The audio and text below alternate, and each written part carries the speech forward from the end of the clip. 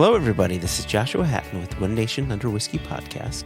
I'm joined today, and I'm joined as always by my good friend, my business partner, my drinking buddy, my brother in arms, the wonderful Dram Golf, the White Walker, the White Wizard, the Whiskey Wizard. It sounded more like what Americans do on golf courses, which is dram golf. Oh my gosh, that is so good, Dram Golf. It's your pronunciation. It should be Galf. Galf. Exactly. Yeah, exactly. Galf. Just that's so Samwise Gamgee says, "No, Mr. Gandalf, don't turn me into anything unnatural." Yours had a little bit of that tighter jaw to it. Dram golf. Dram golf. Name's golf. Dram golf. You sound like Sean Connery doing it. That's what I was trying for. Oh, there you go. Nailed it. That might be the first time I've ever pulled off an impression. And you didn't even have to do the yes thing. And I'm worth money, Penny. Jason. Joshua. It sounds like you made just a horrific edit there, and you didn't. This is just transitioning. So Jason. So Joshua. I've poured something in honor of today's guest, but interestingly, it's from a bottle that I've had probably for a good 12 years, and one that I haven't pulled the cork off of, I'd say, in the last 8 years. That's what you were saying pre-recording button, and I'm intrigued by what has sat on your shelf for 8 years without gaining your attention. Here's a question before you tell me. Okay, go ahead. Yep. How do you know it's been 8 years? Was there an occasion, an event, a gathering where you viscerally remember last opening this? That's a good question. So, thank you. Pro level. 8 years ago is 2013. And am I right so in far, saying that? Flawless math. Flawless math Please so far. tell me that is flawless math. Do I have that right? I'm waiting on it going off the rails real soon, but so far, so flawless. Well, yeah, I mean, if you want to judge it in proof, then I think we've got to go back to 2005. See, there we go. It's off the rails. He tried to do some math on his feet and failed. Okay, so proof joke aside, back to why it was 8 years ago. I think it was 8 years ago because right around 2011, 2012, when you and I started the business and then started growing the business, I was pulling back from my blog, which was jewmalt.com. And it was through jewmalt.com that I went on this path of discovery. Not that my path of discovery stopped once we started a company. That's definitely not the case. But I know that I purchased this prior to us starting the company. And after us starting the company, I feel as if, especially in 2012 and going into 2013, where I was looking for discovery when it came to the odd bottlings, my discovery was more towards the cask samples that we were receiving, and we were receiving tons of them. And I just have this gut feeling that I just sort of changed directions. That I stopped paying attention to this thing that I really wanted to pay attention to and was trying to focus more on our own single cask bottling growth, if that makes sense. So what is this thing of which you are trying not to use the name? So this is a 10-year-old whiskey. Do you know what it is? As soon as I said that? Is it Glenmorangie traditional? No. Okay. No. Okay. No, okay. This is a 10-year-old whiskey. It's bottled at full cask strength, right? Which would also make you say, is this traditional? No, it's not. It is not an official bottling of whiskey from this distillery. Okay. It's an independently bottled whiskey, but it was a mass-produced independently bottled whiskey. And by mass-produced, I mean, right, it wasn't a single cask. This was the product of many casks of whiskey married together. Let me give you another hint. It says, produced and bottled by Marshall's Whiskies, Edinburgh, Scotland. Sole importer, CVI Brands, San Carlos, California. Wow to everything. Right? And let me see if there's there is a laser code, but it's kind of rubbed off. So we can't do that. Here, I'll give you a hint. You ready? Oh, there's your hint. I'm showing Jason, for the listeners, I'm showing Jason the capsule, which is that foil part just under the cork. I'm showing him the capsule, which is, it's a tin foil capsule, but it's painted gold, shiny gold. Looks like you ripped it off with your teeth. And I ripped it off with my teeth. Is that the original cork topper, or is that a replacement? No, it's a replacement. This is a synthetic single cast nation cork. So actually, wait a second. Given this cork, this is a good clue, Jason. You and I did not switch to this black synthetic cork until probably 2015. So I would say it's been 6 years since I last opened this, not 8 years. Okay. Oh, I love these contextual clues. That's great. So originally, I was trying to see if this could be the Classic of Islay. Do you remember those bottlings? The Classic of Islay, but the rumor was they had Lagavulin in them. Are you Classic of Islay, or are you thinking Finlagen? No. Classic of Islay. Okay. And then there was at least a couple. Oh, it was a green bottle. Age. Wasn't the Classic of Islay? It was a green frosty bottle. Oh no. Or there was one at one time. No, it was a tall clear round. But it's interesting because it looks a little bit, and I haven't opened this in years and years and years and years. But I also had it on my shelf. And so I'm going to pause here for 1 second, because what you were describing about, the company and the milestones and remembering the last time you opened it, it got me thinking that around that same time, I had moved from Eastern Washington in May of 2011. Okay. Across to Olalla, which is on the Washington State Peninsula, north of Gig Harbor, which is north of Tacoma, which is south of Seattle. I'd moved over there, but I downsized my whiskey bottle, a collection with a very small C.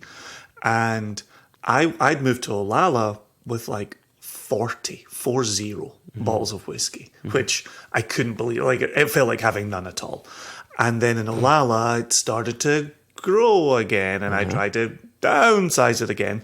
Before summer of 2012, we moved from Washington State to Virginia, and I got it down to, again, I got it back down to 40 bottles to move it across the country. And one of the bottles that I haven't opened, and it jumped into my mind, is Ellenstown. And Ellenstown 10-year-old. There you go. Which I'd have to double check my shelf. I don't know if I've got an open bottle. If I do, it's going to be oxidized to all hell, and it should not be on my shelf any longer. But I remember that. So you're saying Ellenstown, the rumor was that was Ardbeg? So the rumor was, and I'm nosing it, and it smells of Ardbeg to me, but you and I know, and our listeners know, I'm really terrible when it comes to blind tasting anything. But the rumor is, because there was two Ellenstowns. There was the Ellenstown 10 and the Ellenstown 12. And the rumor is the Ellenstown 10 was Ardbeg, and the Ellenstown 12 was Lagavulin. There you go. There's yours.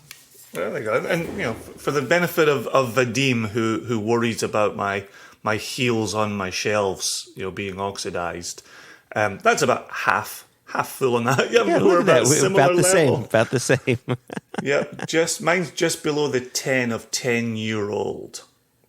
On wait. the left side of the label. On the left side of the label. Oh, I see. Yep, and mine is just above that. So there you go. I moved this bottle across country. It was one of the 40. And, for anybody who's done a Zoom with me or seen any recent photos, the collection is a little bigger than 40 and really starts to live up to the use of the word collection. But all right, well, so I'll keep the Ellenstown beside me in case I want to jump into it. Remember, my pour is also from the Wayback Machine, and we discussed it in the last episode, but I didn't pull it out. And you didn't pull it out for air. I didn't take it out for air. Air is the enemy, and so this is one of my good Ardbeg. Oh, have I given away too much? One of my good Ardbegs that I don't want to end, and every time I take a sneaky wee pour from it, I am thinking, oh, you're up against the oxygen monster here. And I did think of Vadim this morning. This is probably running about a quarter left in the bottle. I've lost the fight. Geez. And I can tell you 100% that this came across country with me as well, because I picked up this bottle at the distillery in 2009 for £35. Okay, 2009. Distillery only. So it wasn't a distillery only, but the distillery was selling them. So 2008 was Roller Coaster. 2009 was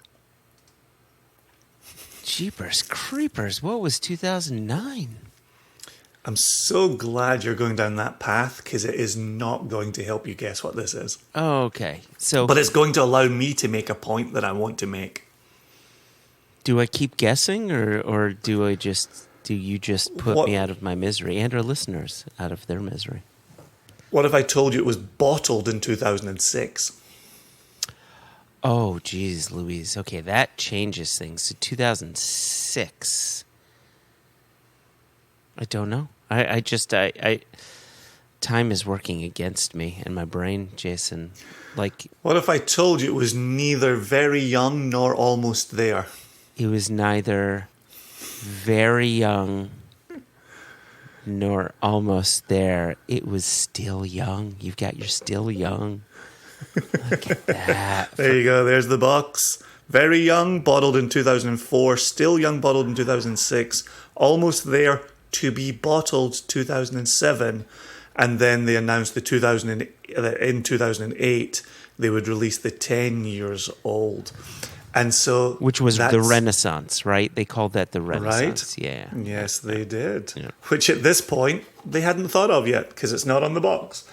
And so, yeah, in 2009, 3 years after its release, for £35, and it's 56.2% alcohol, distilled 98, bottled 2006, so somewhere in the wheelhouse of 8 years old. Could be 7, could be 8.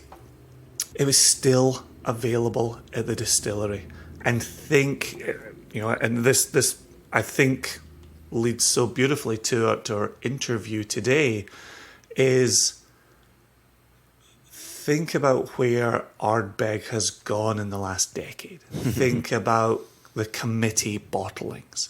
Think about the special releases. Think about the alacrity with which Ardbeg disappears from shelves and online stores and distillery, right? It just moves like greased lightning.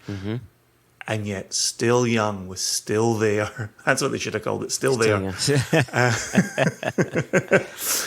3 years. 3 years after release. What a time to have been alive and a whiskey fan, right? 2006 for me was just about the time where I was, oh, okay, whiskey can be good. Oh, that's interesting. This was my first That's when I first started discovering it. Meanwhile, you're on Isla at the distillery in the thick of things. I was so far behind you. Wow, that's amazing. That is just amazing, Right? And Jason. so it's one of the things we talk about with whiskey, and one of the things that attracts me to whiskey. And when people talk about the rapid aging and how you could get a particular set of flavors, and I say, yeah, I'm sure you can. One of the things that I like about whiskey is its historical context, and the story that it tells along that historical spectrum. And I think you just absolutely hit it out of the park on that one. Is for this being bottled in 2006, I was a decade into my whiskey journey at that point, but Still Young wasn't on my radar in 2006. Right, I was in America. It was being at the distillery in 2009. Yeah. And seeing it on the shelf and thinking, oh, Still Young. Oh, that's the new Ardbeg stuff. £35. Do I want to pull the trigger on that at 35? It's on the younger side. And I was there with my very good friend, Carl England, Uncle Carl, who you know as well. And we went ahead and bought it. And I'll say one more very quick thing about Island and about that trip is that was the trip where Carl and I were on the ferry to Isla the day that the Kilchoman inaugural release was released. That's right. You're right. And it sold out while Carl and I were on the ferry. And I think it was even the next day, he and I were at Lagavulin Distillery. And someone at the front desk there was on the phone saying, I'll be right over to pick up my 2 bottles. And I couldn't help overhearing, and being Scottish, you're allowed to ask follow-up questions when you accidentally overhear. And I said, oh, that's interesting. Which distillery are you heading off to pick up your couple of bottles? And they said, well, actually, it's the new one on Isla, the Kilchoman. I've got my 2 bottles over at Kilchoman. And I said, oh, we missed out on it. You don't happen to know anybody, do you? And they said, no, I had to call in favours to get these 2. And so that was the Kilchoman inaugural, even though on the way to Isla, on Isla, didn't get any bottles.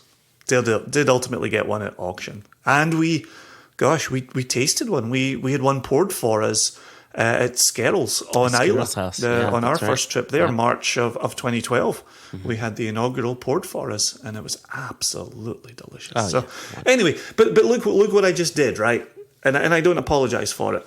I go from Ardbeg, bottled 2006, to being on the island 2009, to telling you about Kilchoman while I was standing at Lagavulin. Then we talk about Skerrill's in March 2012. We've just covered 6 years here with one pour. And that to me is what the historical context of whiskey is all about, and why I know this is oxidizing. I know I'm fighting a losing battle here. I know when I return to Still Young for the first time in many years, it doesn't taste like it did when it was first opened or newly opened or recently opened. So is it still young? It is still young. It's now what I'm drinking was distilled 23 years ago, but yes, it still left its woody home in 2006. So cheers to Still Young. Cheers to that. And It's still lovely remembering all those wonderful memories. so let's pick up this conversation once again, but let's do that after we hand it off to Dr. Bill, to your good self, to myself. Is there anything you want to mention before we hand it off? Nope, you always ask me that question right when I'm most excited to go hear from the guest. So let's press on.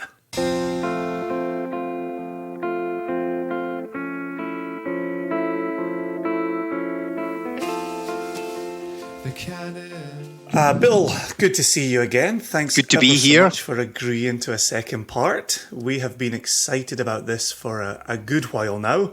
And we have to say the response to the first episode of season 5 with you on it finally was wonderful. I want to jump actually back into some of that audio.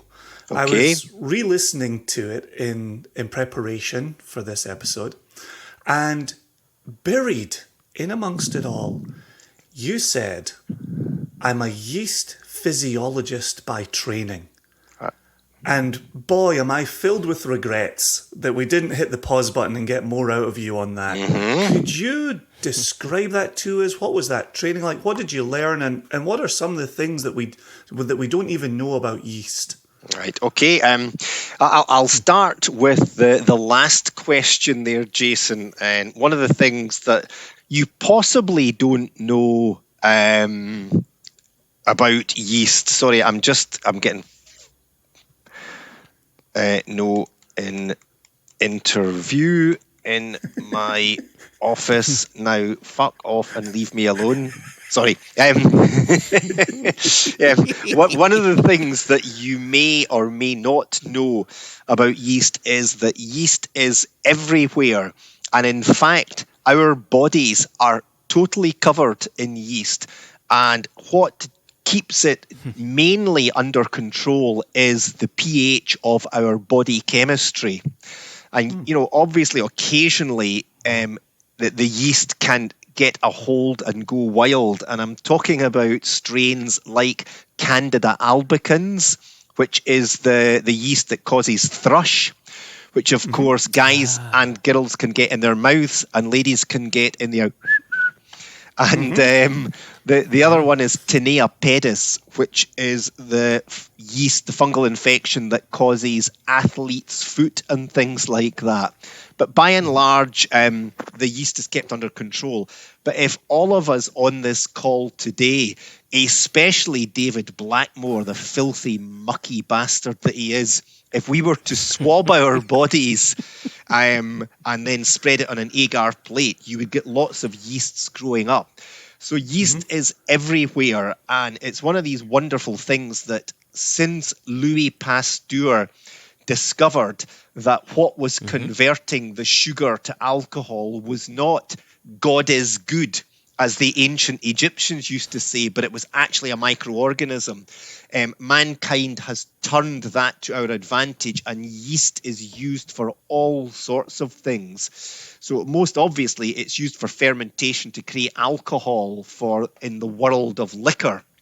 It's also used for flavorings, and a lot of savory things, potato chips and things like that, use yeast extract. You can actually buy yeast extract on its own. The famous brand name here is Marmite.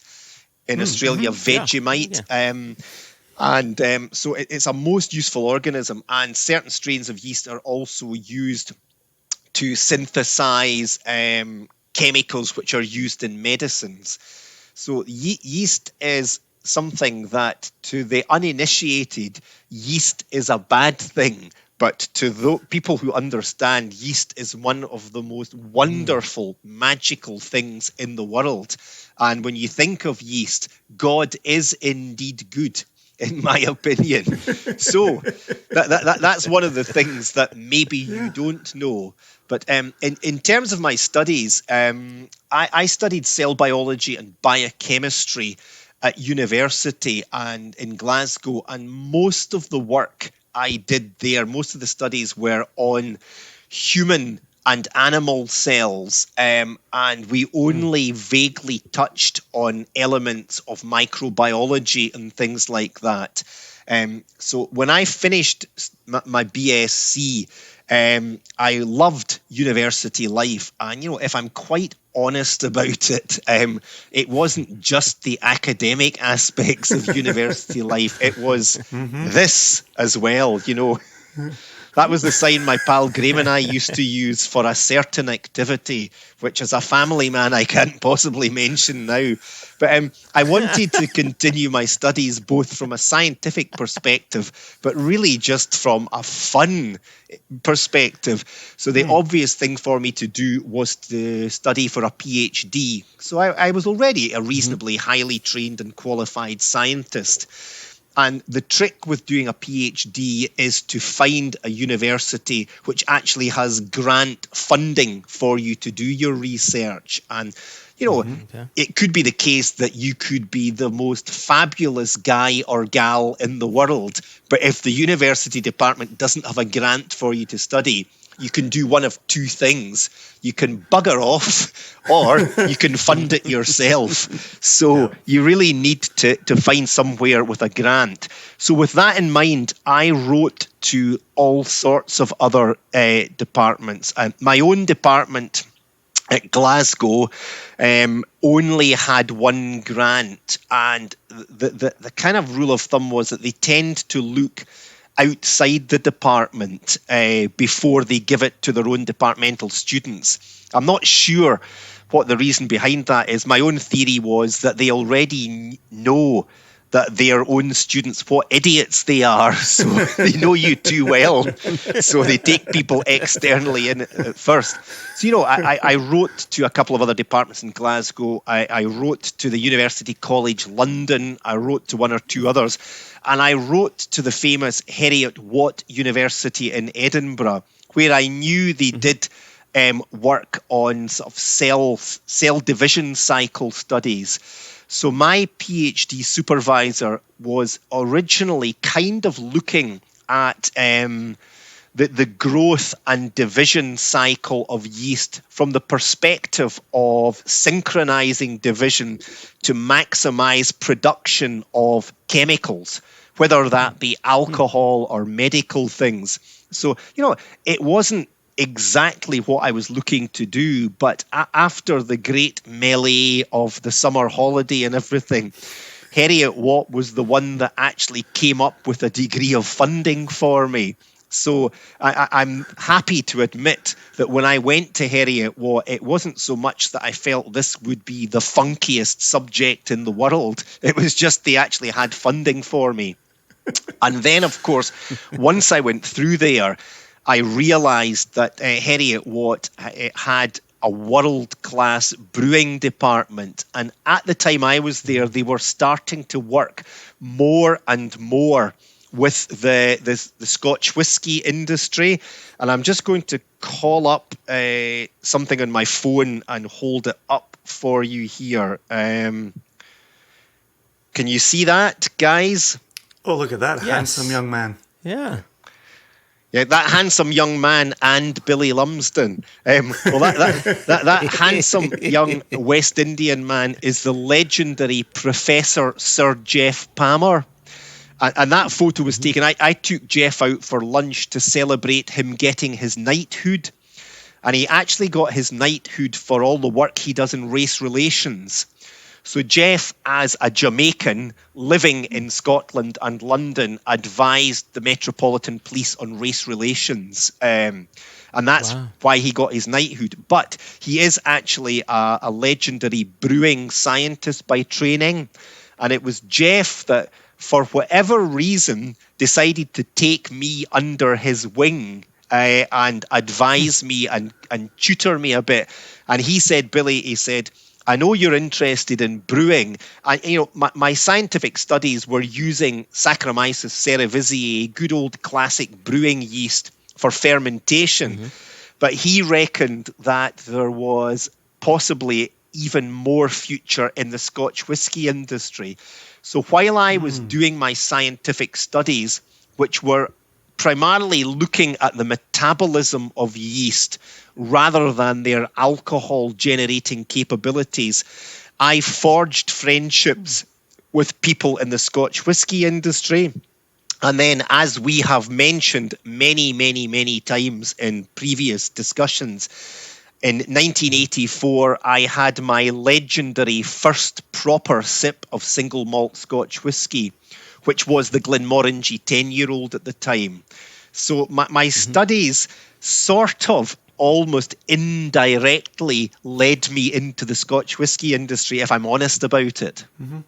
Did you see the project from Rogue Brewing maybe 10 years ago? I'm not too sure on that time frame, but their lead brewer brushed the yeast out of his beard. Yep. And then that's what they used in the fermenting of the beer. Yeah, I mean, I didn't taste the product of that, but it's a perfectly feasible thing to do. And there's no question that having a fine, bristling, bushy beard, such as the one you have yourself, Dramgalf, you're bound to get lots and lots of yeast in there. So I have no issue with that at all. And some people would be freaked out by that, but yeast is yeast, whether it comes from your scrotum, your beard, or a pre-bought culture.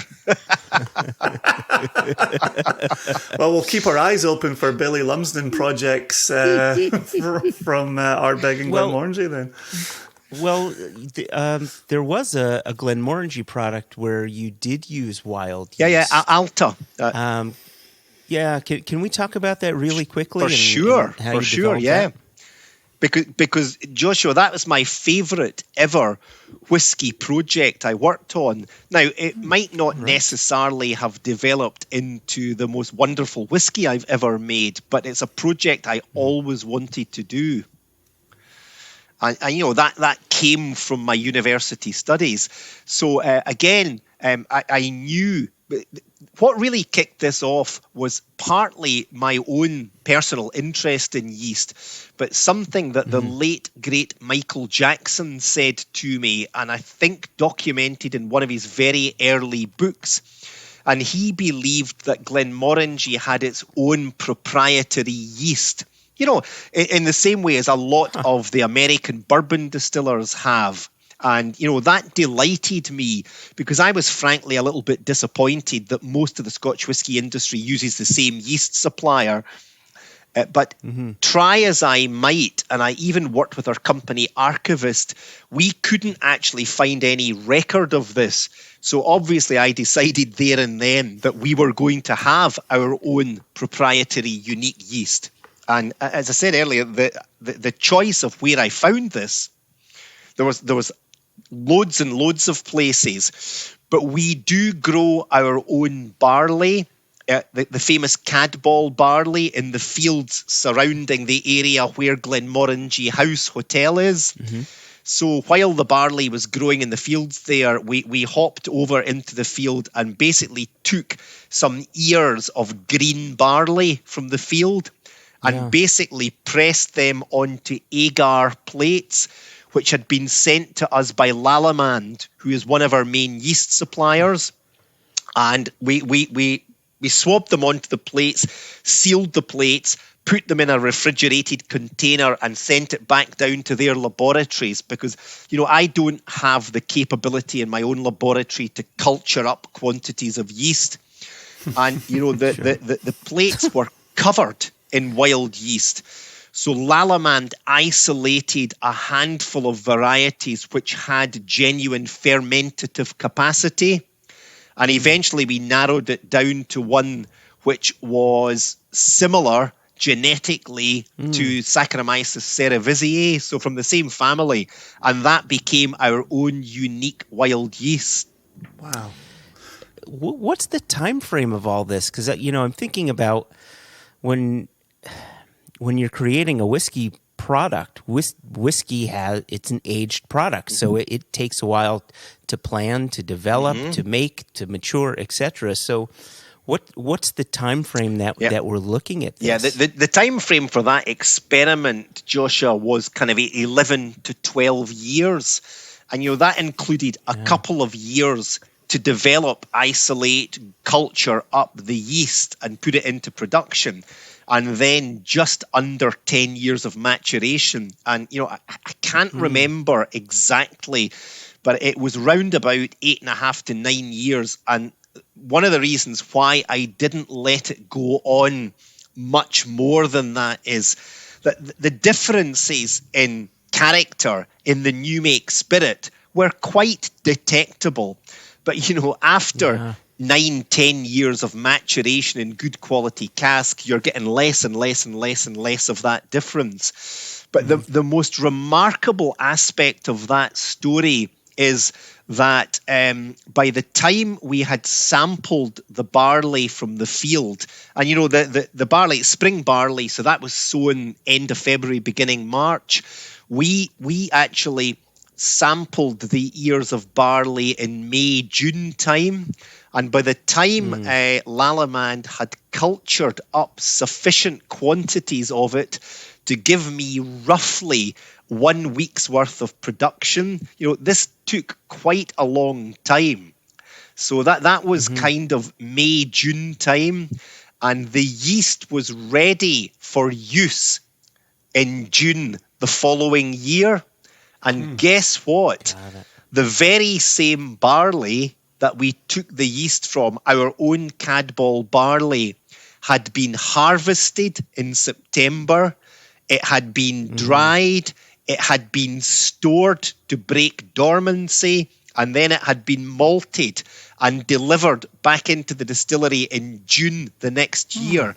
So we used the yeast to ferment the very same barley it came from. And I'd love to claim credit for that, but that was total serendipity. Continues a theme from the first interview. Yeah. Right? Yeah, exactly. The serendipitous things that happen. But one last thing, Jason. I'm sorry. I know you have a question here, but it's about the yeast. It's right within the same topic. You know what, Jason? I'm a generous man. I'm a generous lover. You go ahead. You ask your question. I thought I could feel something. So we talked in the last time about sorry. When you say a generous lover, Joshua, that means you give your partner 3 minutes worth. Oh, is it supposed to go that long? Okay.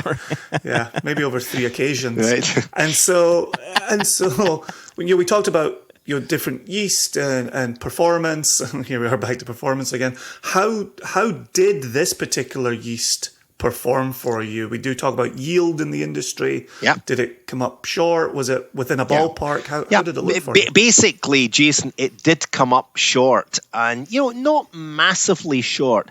So if I'm looking with Laureate or something like that, which is one of the main varieties just now, to give me between 405 and 410 litres of alcohol per tonne of malt mashed. I've forgotten the name we gave to our yeast. It was a kind of rough Latin translation for God is good. So our Saccharomyces... it's irrelevant. It'll come back to me. But our own yeast gave us round about 375 to 380 litres per tonne. So, if that had been the case over a whole year's worth of production, you would start to get a bit concerned. But, for an experiment like that, I was actually highly delighted that the yield was as high as that. And I did leave the fermentations to go on a little bit longer, which can sometimes be counterproductive, because if your malolactic secondary fermentation really gets hold and you let it go too far, it can actually start to destroy alcohol. So... But, I wasn't looking for that. I was simply wanting to have our own yeast variety and wanting to make a slightly different range of flavors. Yeah, and your description of basically bottling the whiskey a bit earlier than you would have liked makes complete sense, because I had guessed that what was coming through was nuance that you wanted to highlight, and the cask aging can just mature that out. So I was very curious as to how long does nuance last until the cask takes over, and you're back to square one. I mean, and of course, there's no empirical answer to that question, Joshua, because it depends on the level of difference to start off with. It depends on the type of cask you're using, etc., etc. Yeah, I'm going to squeeze in an additional little question on yeast here. I wasn't planning to ask this, but we don't have a yeast expert in front of us every day of the week. One of those notes, just as you talked about, there comes a moment when the yeast almost starts to kind of fight back against itself, and that's one part of the process. One of those flavour notes that we sometimes get in certain whiskies would be a bile note or a baby vomit note is one that we often talk about. Where's that coming from? Right, okay. What is that? Now, that's an amazingly timely question, Jason, because guess what? I tasted at least half a dozen whiskies over the last 2 years which were utterly reeking of baby sick. Now, it's a chemical compound called butyric acid, and it's a fault. You know, butyric acid is generally caused by poor hygiene in your distillery. And in particular, if you don't clean your worts lines, which is the pipes that takes the sugary wort from the mash tun into the washback after every batch, because there's so much sugar there, you'll get bacterial infection like that. And the bacterial infection that grows up there, and I can't 100% remember which strains of bugs it is, but I can find that out for you. It produces butyric acid, which amazingly carries right through the production process into the distilled spirit. And, you know, it is a fault. And I am ultra sensitive to butyric acid. Wow. And funnily enough, I had Diane, one of the young lady scientists in my department, in the lab helping me yesterday. And Diane is also ultra sensitive to butyric acid. Today I had Anne, one of the other ladies, and she could barely pick it up in the samples. So not everyone is sensitive to it. And unfortunately, there are a few distilleries which have had a particular problem over the years. The most notable of them is Diageo's legendary Brora distillery. And while I have been privileged to taste some of these ancient and unrepeatable Brora whiskies, almost all of them have butyric acid in them. And a little anecdotal story here. I was once in K&L Liquors with Davy Driscoll outside San Francisco. But I went in and I was doing a consumer tasting event with them. And David Driscoll said, "Bill, I've got something I want you to taste here." And when someone says that to me, I always think, here we go, he's going to give me something blind and make me guess what it is. But it wasn't that at all. The carton of this particular Islay whiskey was sitting loud and proud on the desk. And I smelt it and I instantly went, "Oh, for fuck's sake." And he said, "Right, Bill." He said, "What is it?" And I said, "It's butyric acid, David." And I said, I would go as far as to say that this is probably the worst case of butyric acid I've ever smelled. And he said, out of, if he'd sold 50 bottles or 100 bottles, he's had at least 28 bottles returned by customers. And he contacted the distillery in question. And that famous distillery, beginning with the letter B, said, no, that's part of the character of the whiskey. And I said, "No, it's fucking not. That's not part of the character of it. That is a fault." So, baby sick, butyric acid. Apologies for the F-bombs there. No, you're among friends here. This is easy peasy. Yep. I could continue to go down the off notes, but I'm going to save it for part 3. Because we have said this has to be a trilogy. Okay. Bill, okay. Trilogies sell. Yeah. Sequels are good. Guys, good luck with that, guys. I'm a busy man. We're going to hunt you down. We've had 2 different settings for these first 2 interviews. We'll have a 3rd setting for the final part. Hey, Bill, if I can give 3 minutes over 3 sessions, I think you could do something similar. Yeah, probably, yeah. You're a generous interviewee, Bill. Yeah. So a name that now has new import for me, given today's conversation, Ardbeg Wee Beastie. Yeah. Now I know the wee beasties that are being referred to in that Ardbeg.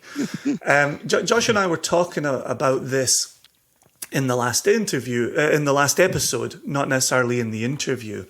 And we thought you did something interesting there that we wanted to discuss with you, where a new addition to the Ardbeg line, where you've got a non-age statement Corryvreckan, and you've got a non-age statement Ugadal. Then you've got the age statement 10. And I know there's some additional add-ons older than that. But what... in an industry where it's NES or it's 8 or 10 or 12, a 5. What was going on there? What did you want to achieve with Wee Beastie with a big 5 front and centre? Okay, no, again, it's a very good question. And I'm going to remind you of something you said at the start of this section about Ardbeg's own Wee Beasties, and now you know what's going on.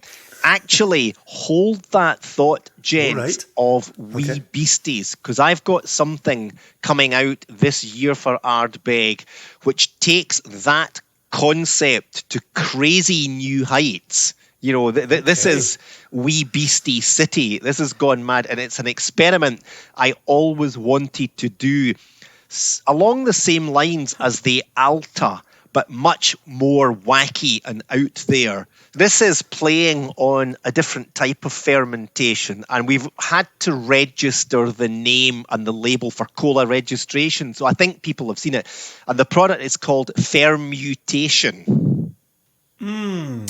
I have seen that. Right. Yes. Okay. I'm not going to tell you anything else about it, but think about it, and you'll put 2 and 2 together, and maybe get 8 to start off with, but you'll get there. So, Jason, back to your question. Yes, sir. What I like about the Wee Beastie is that this was not marketing or anything browbeating me into this because we were short of stock. This actually fell out of a thought that Hamish Torrey, our lovely former Ardbeg brand manager, and myself always had, that some of our Ardbeg drinkers were so fanatic that they didn't want 20, 25-year-old elegant, refined Ardbegs. They wanted to suck the spirit straight out the spirit safe. They wanted to get as close to the source as possible. They wanted to wring Mickey Heads, the manager's socks out, and drink that liquid. They were that fanatical at getting to the source. And, selling the new make spirit, we all felt was just one step too far. So I thought, well, I'm going to try and make a younger style. And, for Glenmorangie, it just wouldn't have worked because that very delicate, soft spirit at Glenmorangie needs nuanced by a nice bit of creamy oak. Whereas with Ardbeg, you could argue that at least 50% of the flavour profile is essentially what you find in the new spirit with all these smoky notes. So it became easier to do that. And, I put together quite a number of prototype recipes and ended up with one that I felt, that this actually works with the PX casks and a bit of the new charred oak and so on and so forth.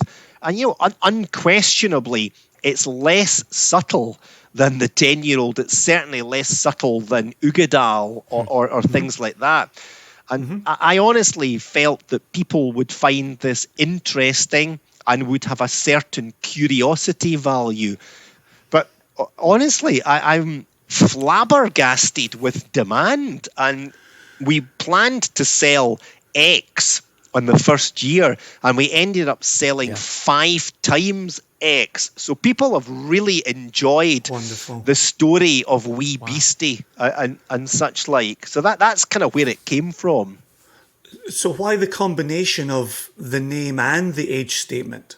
Did you ever think Ardbeg 5-year-old just as a 1-2 punch? What was the name and the age statement combination? We like to give almost all our Ardbeg whiskies some sort of name, and it's kind of part of the tradition now, and it gives a little bit of extra personality. And I was almost certainly quoted as saying, my God, it's a beast of a dram, or it's a monster of a dram. So that's where it came from. And of course, we had the legendary Arinam Bestia, the beast, back in the day, which I always was slightly uncomfortable with, because even though it was called the Beast, it was one of the more subtle and creamy Ardbegs I had made. So this was kind of playing on the theme of the Beast, really. Yeah, no, I absolutely love the Wee Beastie, and if you've seen your your estimates exceed expectations, I might be responsible for a small pocket of that. Well, thank you for that. Yeah. I've bought a fair rake of this and shared it with friends and sold bottles on to friends at cost, of course.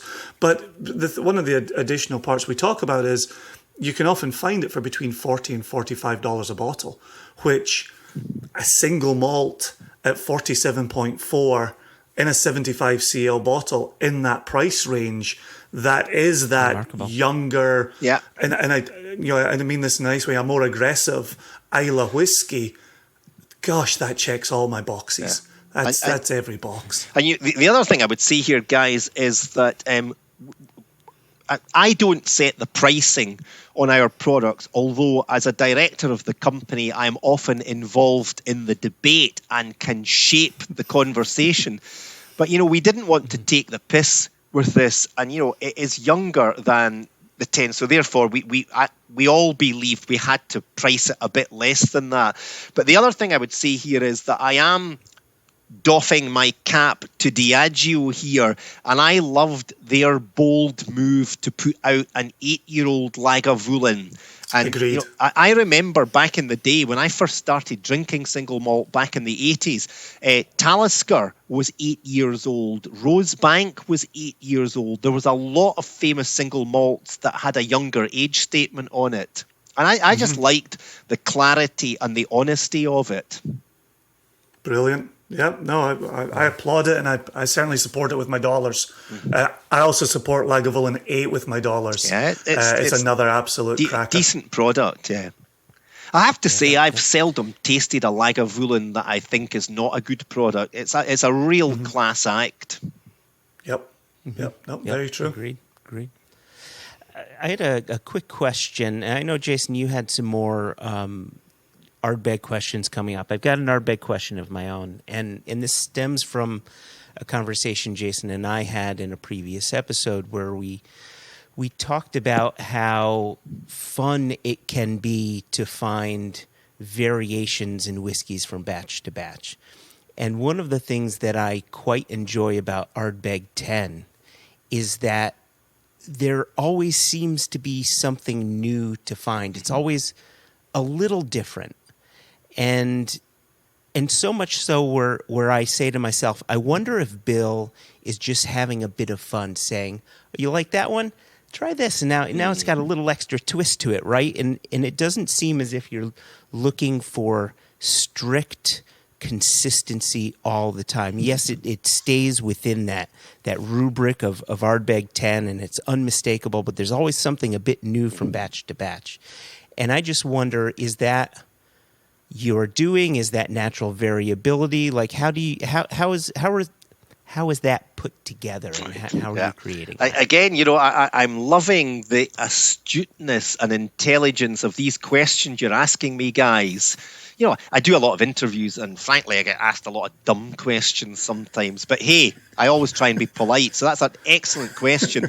And Joshua, I'd love to sit here and claim credit for slightly varying the 10-year-old. And, on occasions, I have done that with both Ardbeg 10 and Glenmorangie Original.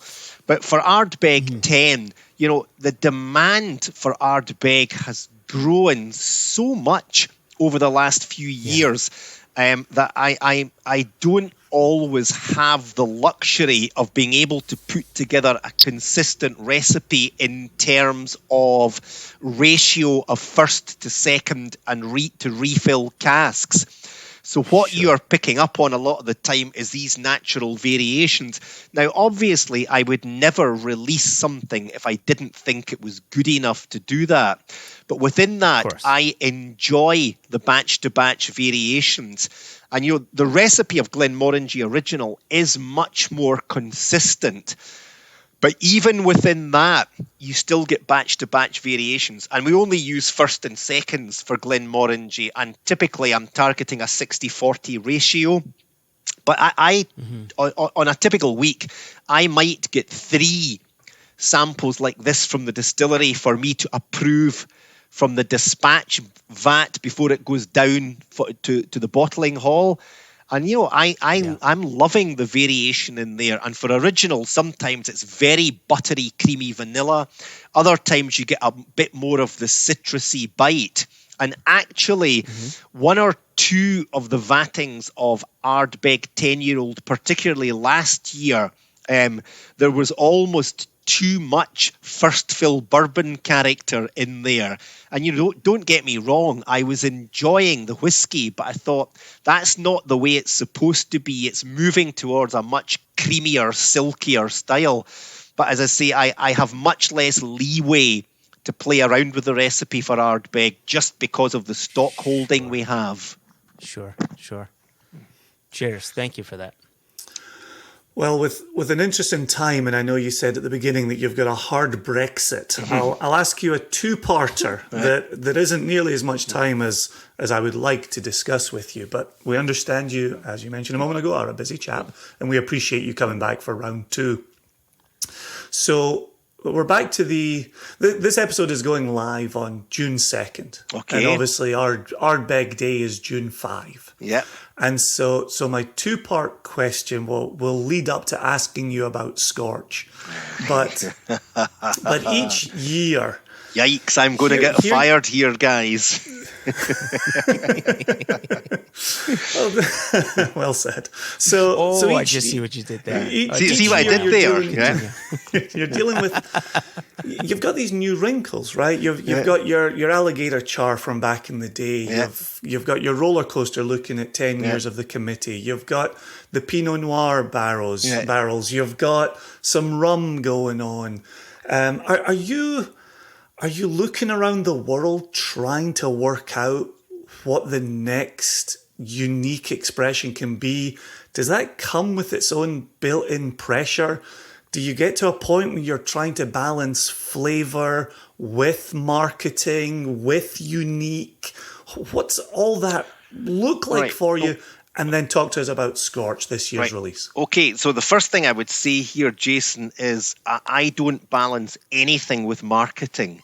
If I let marketing dictate what I do, then I may as well give up. So I'm glad I gave you the opportunity to say that out loud. I don't mean that in a nasty way towards the marketeers, but that immediately gives me a handicap. It gives me a restriction, and I have no restrictions other than generally, is it legally going to be called Scotch whisky? And sometimes it isn't, I have to say. But I always try and approach things with no restrictions whatsoever. So the gloves are off all the time. And my inspiration for products will come from anywhere and everywhere.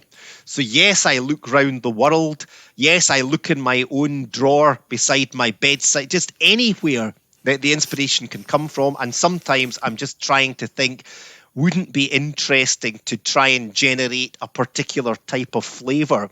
But what I would say is with Ardbeg, it's quite difficult to because you are releasing products which, real aficionados of the brand will be able to tell the difference, but not everyone can, because there's always that omnipresent peat there. But I have done some really wacky things at Ardbeg over the last decade, and the next few releases coming through are going to be pushing the envelope a little bit here. Some things that you would not normally think of doing, one or two things you probably wouldn't be allowed to do elsewhere. So as I say, there is no restriction to what we're trying. The other challenge is, due to a combination of ever-growing demand, and I need to choose my words very carefully here. The dollar signs flashing up in the eyes of sales and marketing people.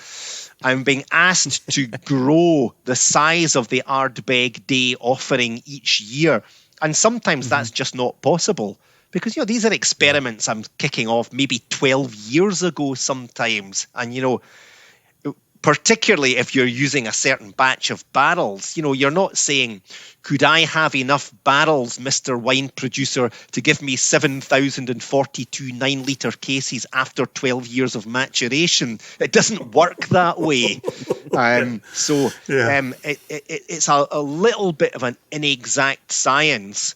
But see, we've got some goodies coming through, and I want to keep my powder dry. But Project Big and Chunky, Project Salty Dog, Project Mole, they're all coming through on the pipeline. And I would be surprised if you were able to work out from these names what any of them actually are. But if you do work that out, I'll give you a nice gift from my own personal cellar. So, Scorch. Yes, basically, it's a kind of there's a double whammy here. There is the whiskey itself and why I made it, and then there's a bit of a marketing story in there. So please do not ask me to talk about the marketing story, because I'm not going to, okay? I'm sure you may have read it, and it is what it is. But when I made Ardbeg Alligator all these years ago, and actually I've been pestered by Moet Hennessy Germany to give, somebody's asking for precise information and details on the way the casks were charred. And I thought, for fuck's sake, that was 15 years ago, So I've been trying to find records for that. But to make Ardbeg Alligator, I got Speyside Cooperage to give me the most brutal level of char they could, to the extent that, big chunks of the char layer were starting to fall off the wood. It was that heavily charred.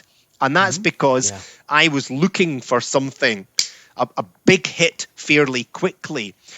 But these casks were very expensive, and I believe there was still a lot of life in them. And, so partly because of that reason, and partly just as an experiment, I decided to refill them with new make spirit.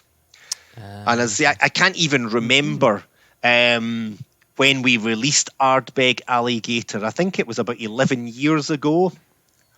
Somewhere around there, 2011 maybe. Yeah. So I want to say 13. Was it, you could be right, Joshua, but 13. So the end result of that is Scorch, and I wasn't originally planning on putting that into the pipeline, but when I tasted the whiskey, I thought, I really quite like this, and I think it will be it'll appeal to Ardbeg geeks who would want to see the end result of what happened to the alligator casks. So that's basically what Scorch is. I called that project Baby Snapper because it was the second use of the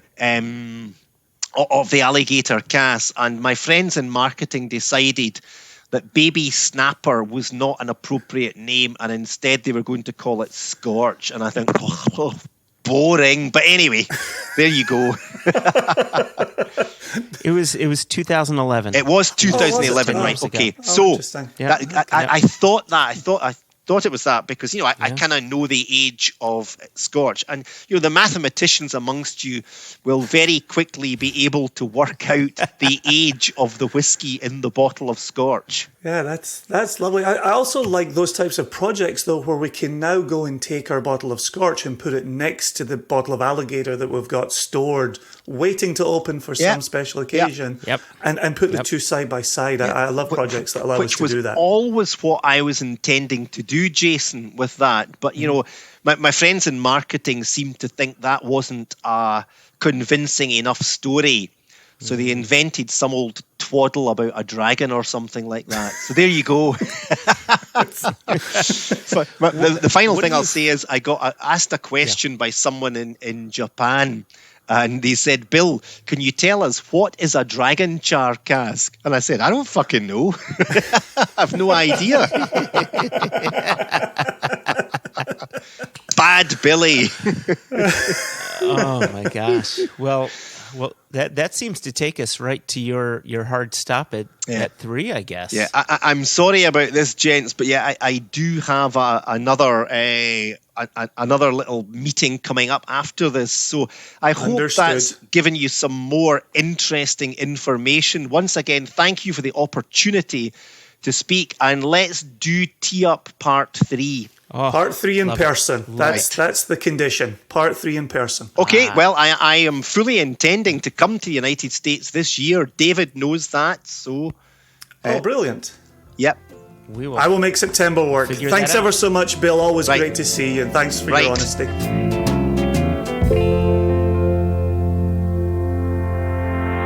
Closing out part 2 with a whiskey legend, and knowing that we're going to have a part 3 when we can meet in person again. Yes. Is really, really fun and really cool. And I'll tease ahead to an undisclosed number of episodes into the future here. Okay. Where I got to... I think I actually teased this in the last episode of One Nation Under Whiskey, that I was about to do an in-person interview with Bill Thomas at Jack Rose. Mm-hmm.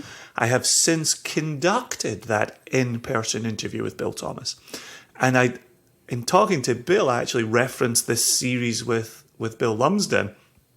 And I said, Bill Thomas, you're a bit like Bill Lumsden here. It's taken us 5 years to sit down and have this first interview with you.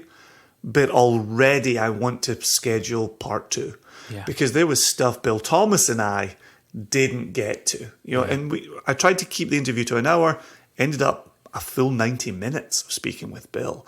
A little break here and there for a fresh pour and what have you. Mm-hmm. But it was a big, big chunk of recording. And when we hit stop, Bill had said, there's a bunch of stuff we never covered there that you and I talked about before we hit record.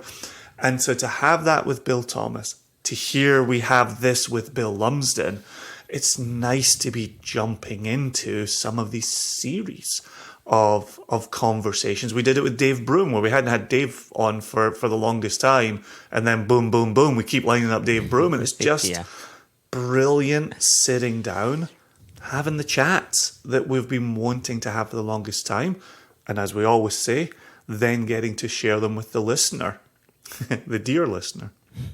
And so part 2 with Bill Lumsden was really tremendous. I know we squeezed in some time between appointments for him, and we kind of blazed a trail through some of the questions that we had.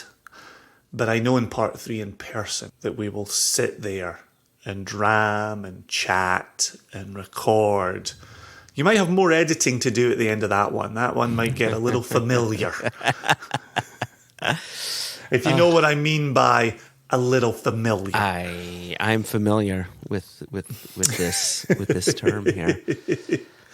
But wasn't that a ton of fun and learning a bit more about yeast and being able to really place him as a scientist? Again, we talked about it leading into the interview there, but even when we talk to people, and I did the same thing with Bill Thomas, and we've done it with everybody we've spoken to, I thoroughly enjoy placing people, the interview subject, within their own historical context. Mm-hmm. So when Bill Lumsden comes to us as the creator of Ardbeg releases and Glenmorangie releases, there's so much more on the Bill Lumsden historical spectrum that we don't know, we haven't known, unless you maybe followed some interviews with him in some other places.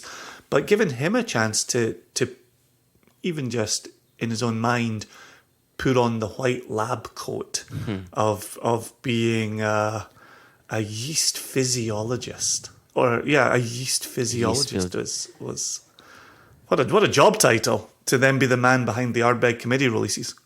And speaking of which, I think one of the most refreshing things for me from this conversation was, in speaking with Bill, we got to dig past the marketing that Ardbeg does. And I think we said it in the interview, Scorch was not fully on, it was not fully on my radar initially until he said, oh, no, these are the reused casks. These are the second fill casks from Alligator. You say, all right, now we can do a side-by-side of Alligator to Scorch and see what second fill recharred casks or second fill charred, extra heavy charred casks are going to do. Like Scorch didn't make sense. It's a fun name. The label looked fun and all of that. But when we get into why they chose the name Scorch, and now we hear it's a throwback to those original Alligator casks, now all of a sudden I'm excited. And so I'm glad that he was able to talk about that. And my hope is, my personal hope, is that aspect of releases moving forward gets incorporated into the overall fun story that Ardbeg always does. They always have a fun story. They always have a fun release that they're doing. But that little bit of information that I like seeing that connective tissue there. And that's important for me as a drinker. In talking about the committee releases, I've poured another Ardbeg here. And it's been interesting because some of the committee releases have sat well with me and some haven't sat nearly as well. Mm-hmm. And we always say roller coaster, roller coaster, roller coaster, mm-hmm. roller coaster, roller coaster, mm-hmm. roller coaster. And invariably you say, and I just had this conversation with Elijah the other day, where you say, this committee, whatever the name is, this one's good. It's no roller coaster. Yes. And it's right, all the time. It's a tough, all the time. It's a tough spot to be. And so the committee bottling that I just poured here is one that invariably comes. It's the next thing I name when someone says, so what's your favorite committee? Well, the answer is always roller coaster. Well, what's your next favorite? Well, I quite liked insert this name there. I would say, because I know you weren't the biggest fan of Alligator.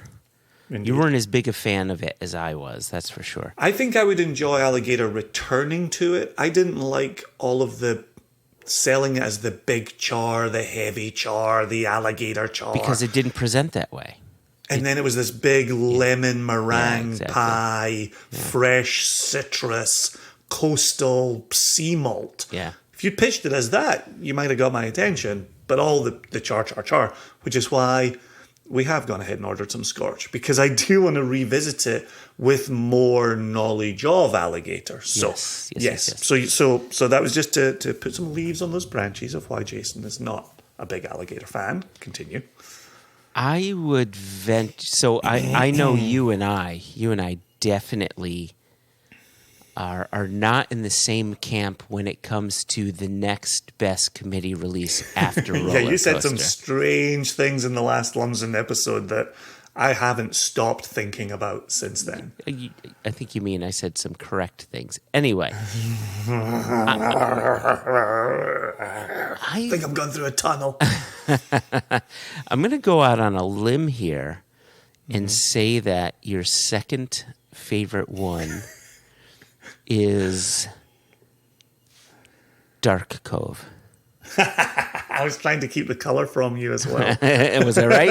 It's Dark Cove. Yeah, it is. Yeah, it's sherry meets Ardbeg. And again, I think it shows the tension between what one can do in charge of whiskey projects, whiskey maturation, and what happens when that release then gets into the hands of the marketers.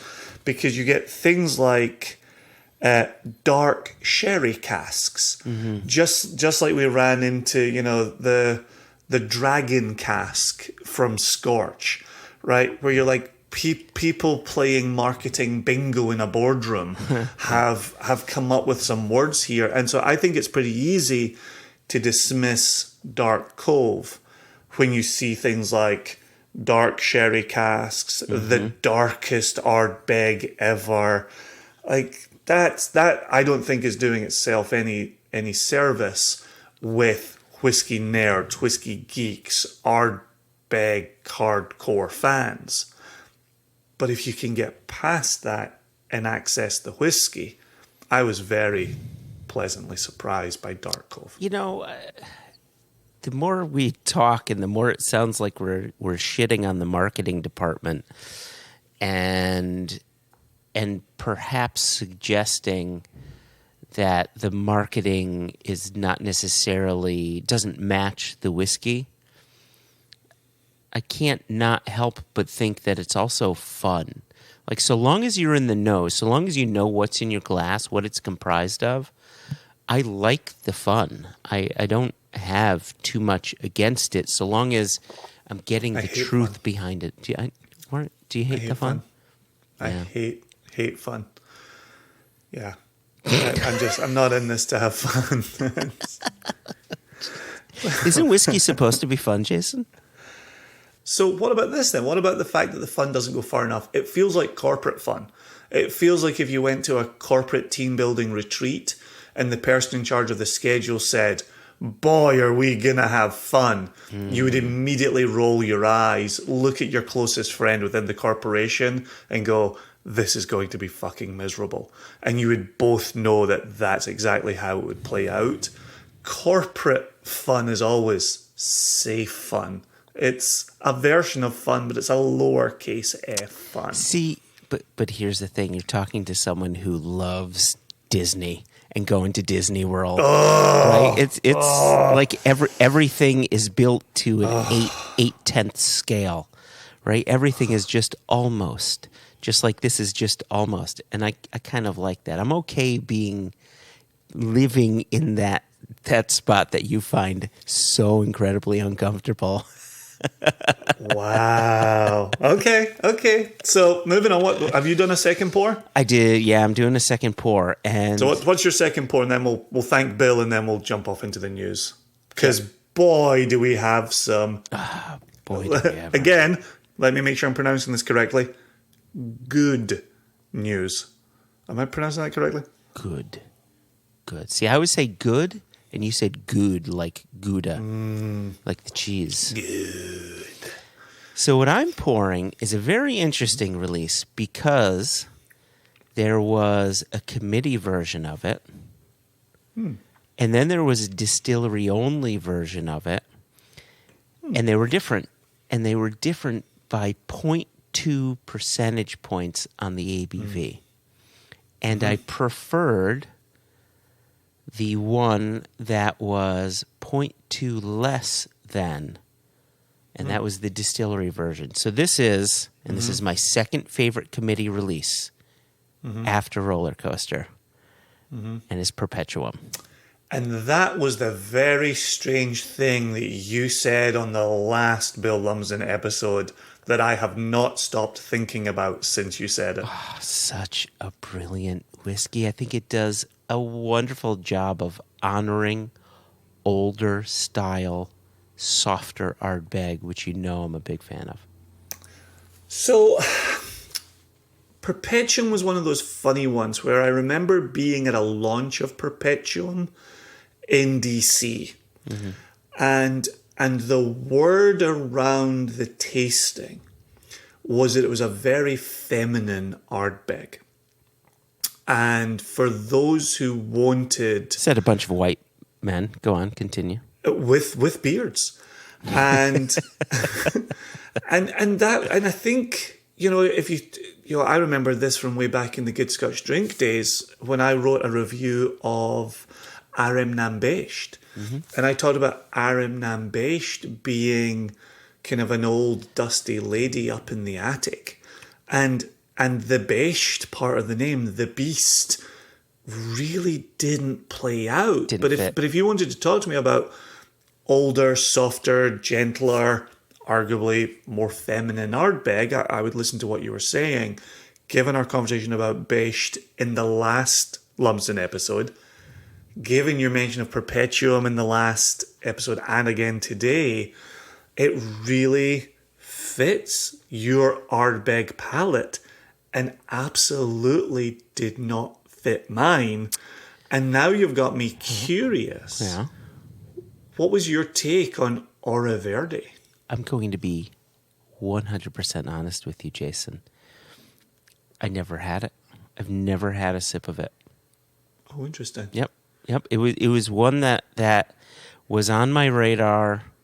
I wanted to try it, and I just never got around to trying it. I missed getting the committee bottling, and I was feeling FOMO for all of those who got the gold bottle of it, and there's that. But yeah, I never got to try it, so I can't talk to it. Okay, it's my most disappointing Ardbeg, is the Ora Verde. And that could be part of the reason why I didn't grab it, because I don't think that you're alone. I think there were a lot of people who thought it wasn't to their palate. But here's what I have to say. This is my second favorite committee release. My jam all day long is Ardbeg like roller coaster. Like very young, like still young, or like, wee beastie at 5 years old, right? I like those bigger, punchier Ardbegs, but it's always nice to just put your feet up, right? Relax a little bit and pour some Perpetuum, pour some Arinan Becht. And the last thing that I'll say about the Perpetuum, yes, it has something in it that I think It has something in it that I wish other Ardbegs had. There's a salty component to it that is really almost over the top, but it packs such a salty umami punch to it. It's so pleasing. It just makes me want to sip and sip and sip. It's so interesting that you say that about the Perpetuum as it sits as your second favourite committee. As I'm sitting here sipping this Dark Cove, arguably my second favourite committee, I think that's a big, strong claim. This Dark Cove is sooty on the back. Yes. And Ardbeg isn't often, certainly in the Ardbegs I've explored, it isn't often sooty. I might get chipotle pepper. I might get white chocolate, a big fattiness to it. You might get the citrus notes that we talked about coming through something like an alligator. I even get those green olive notes coming through the roller coaster with the cheese and onion crisps. I don't often get a sootiness, and yet this Dark Cove is delivering that. Yep. So there you go. It's that little break from the norm that elevates our committee selections. And that's our faves, it. At least. And that's it. And, I think, and then this will be the last thing that I'll say, is Ardbeg is such a strong spirit. It's a forceful spirit, in my opinion. For the most part, a forceful spirit. But what I find interesting about some of the committee releases is that the difference tends to be more nuance. And that's how you have to look at it. You have to focus your palate to look for the nuance. And when you find it, the reward is phenomenal. It really is. And that's what I found about the Perpetuum. It was that salty characteristic to it. And I didn't mind the softness. I don't mind softer, older style Ardbeg. I think it has its place. But when you amplify it with that salty edge, it just becomes moreish, and I like that. And I like that.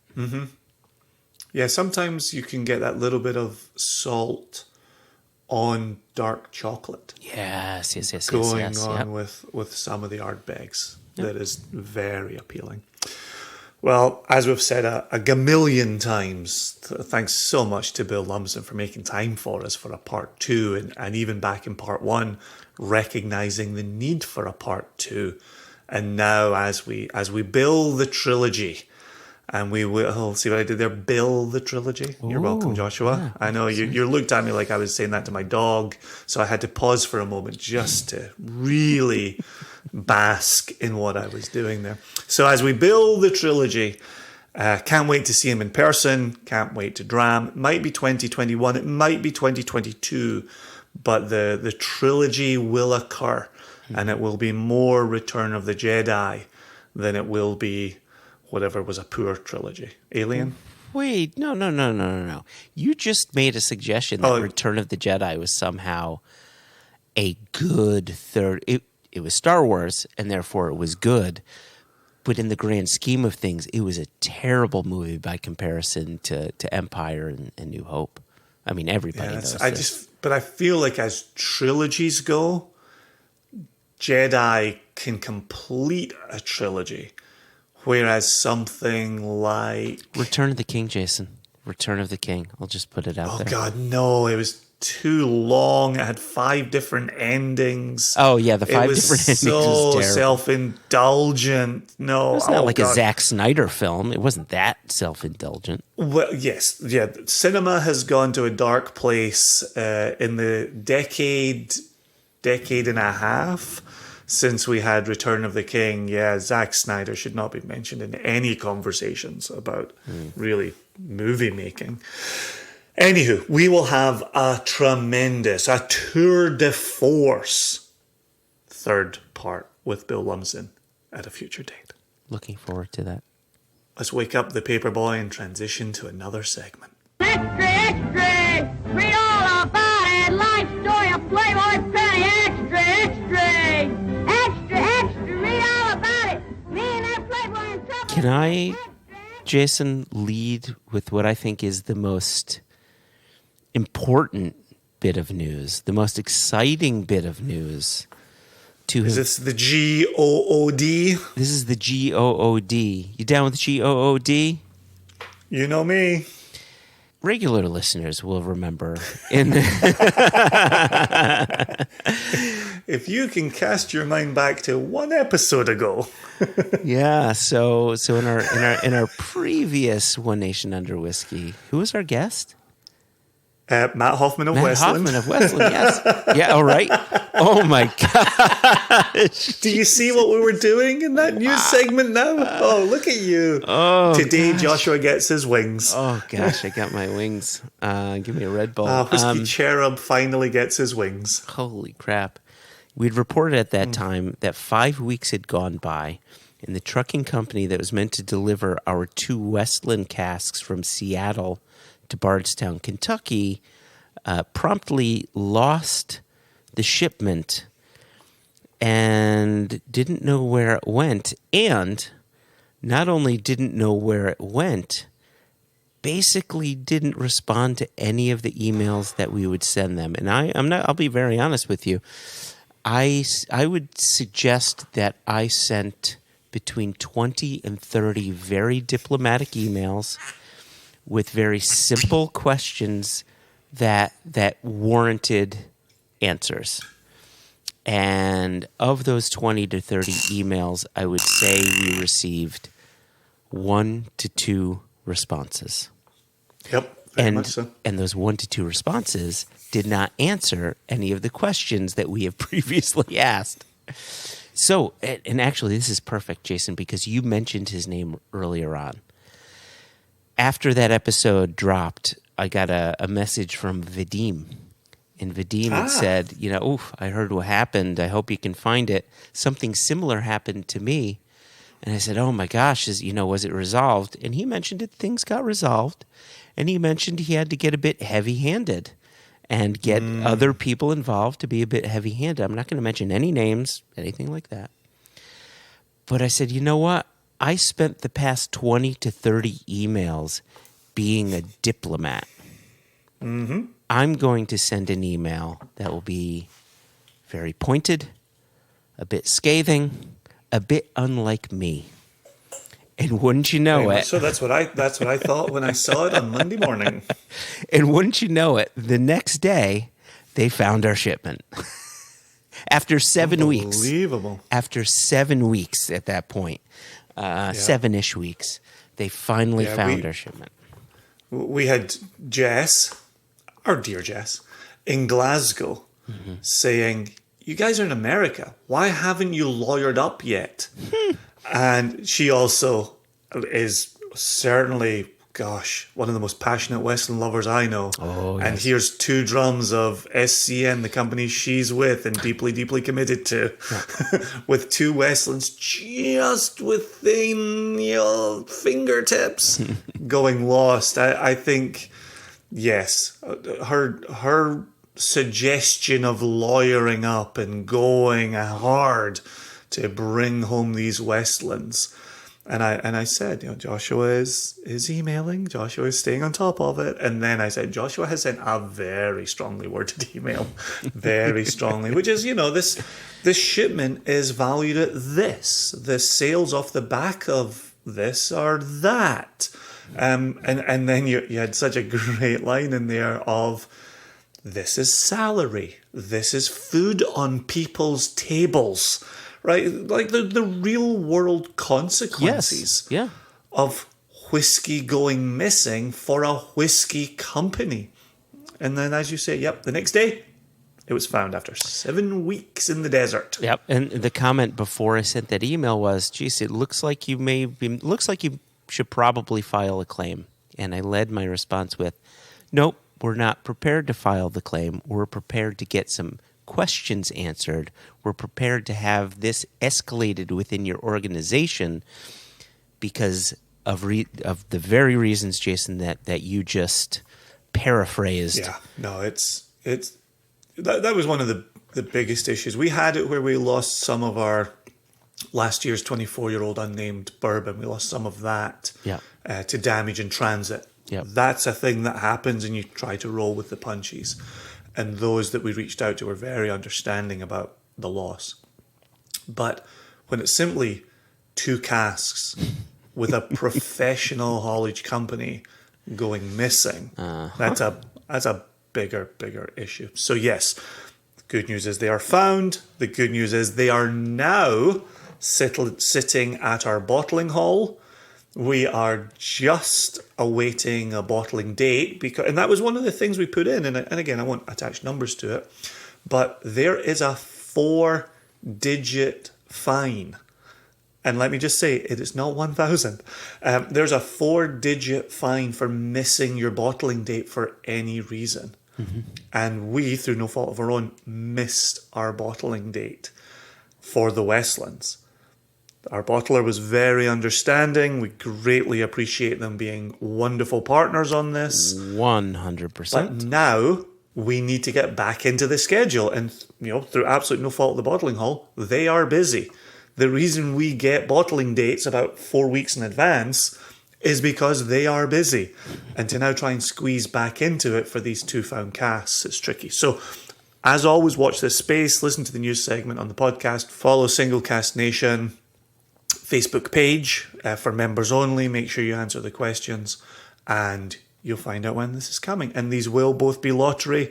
Still waiting on final numbers. One of them will be in the very low 200s number of bottles. One of them will be around the mid 200, somewhere around 250, plus or minus, depending on line loss and things like that. Damage in transit. Reasons.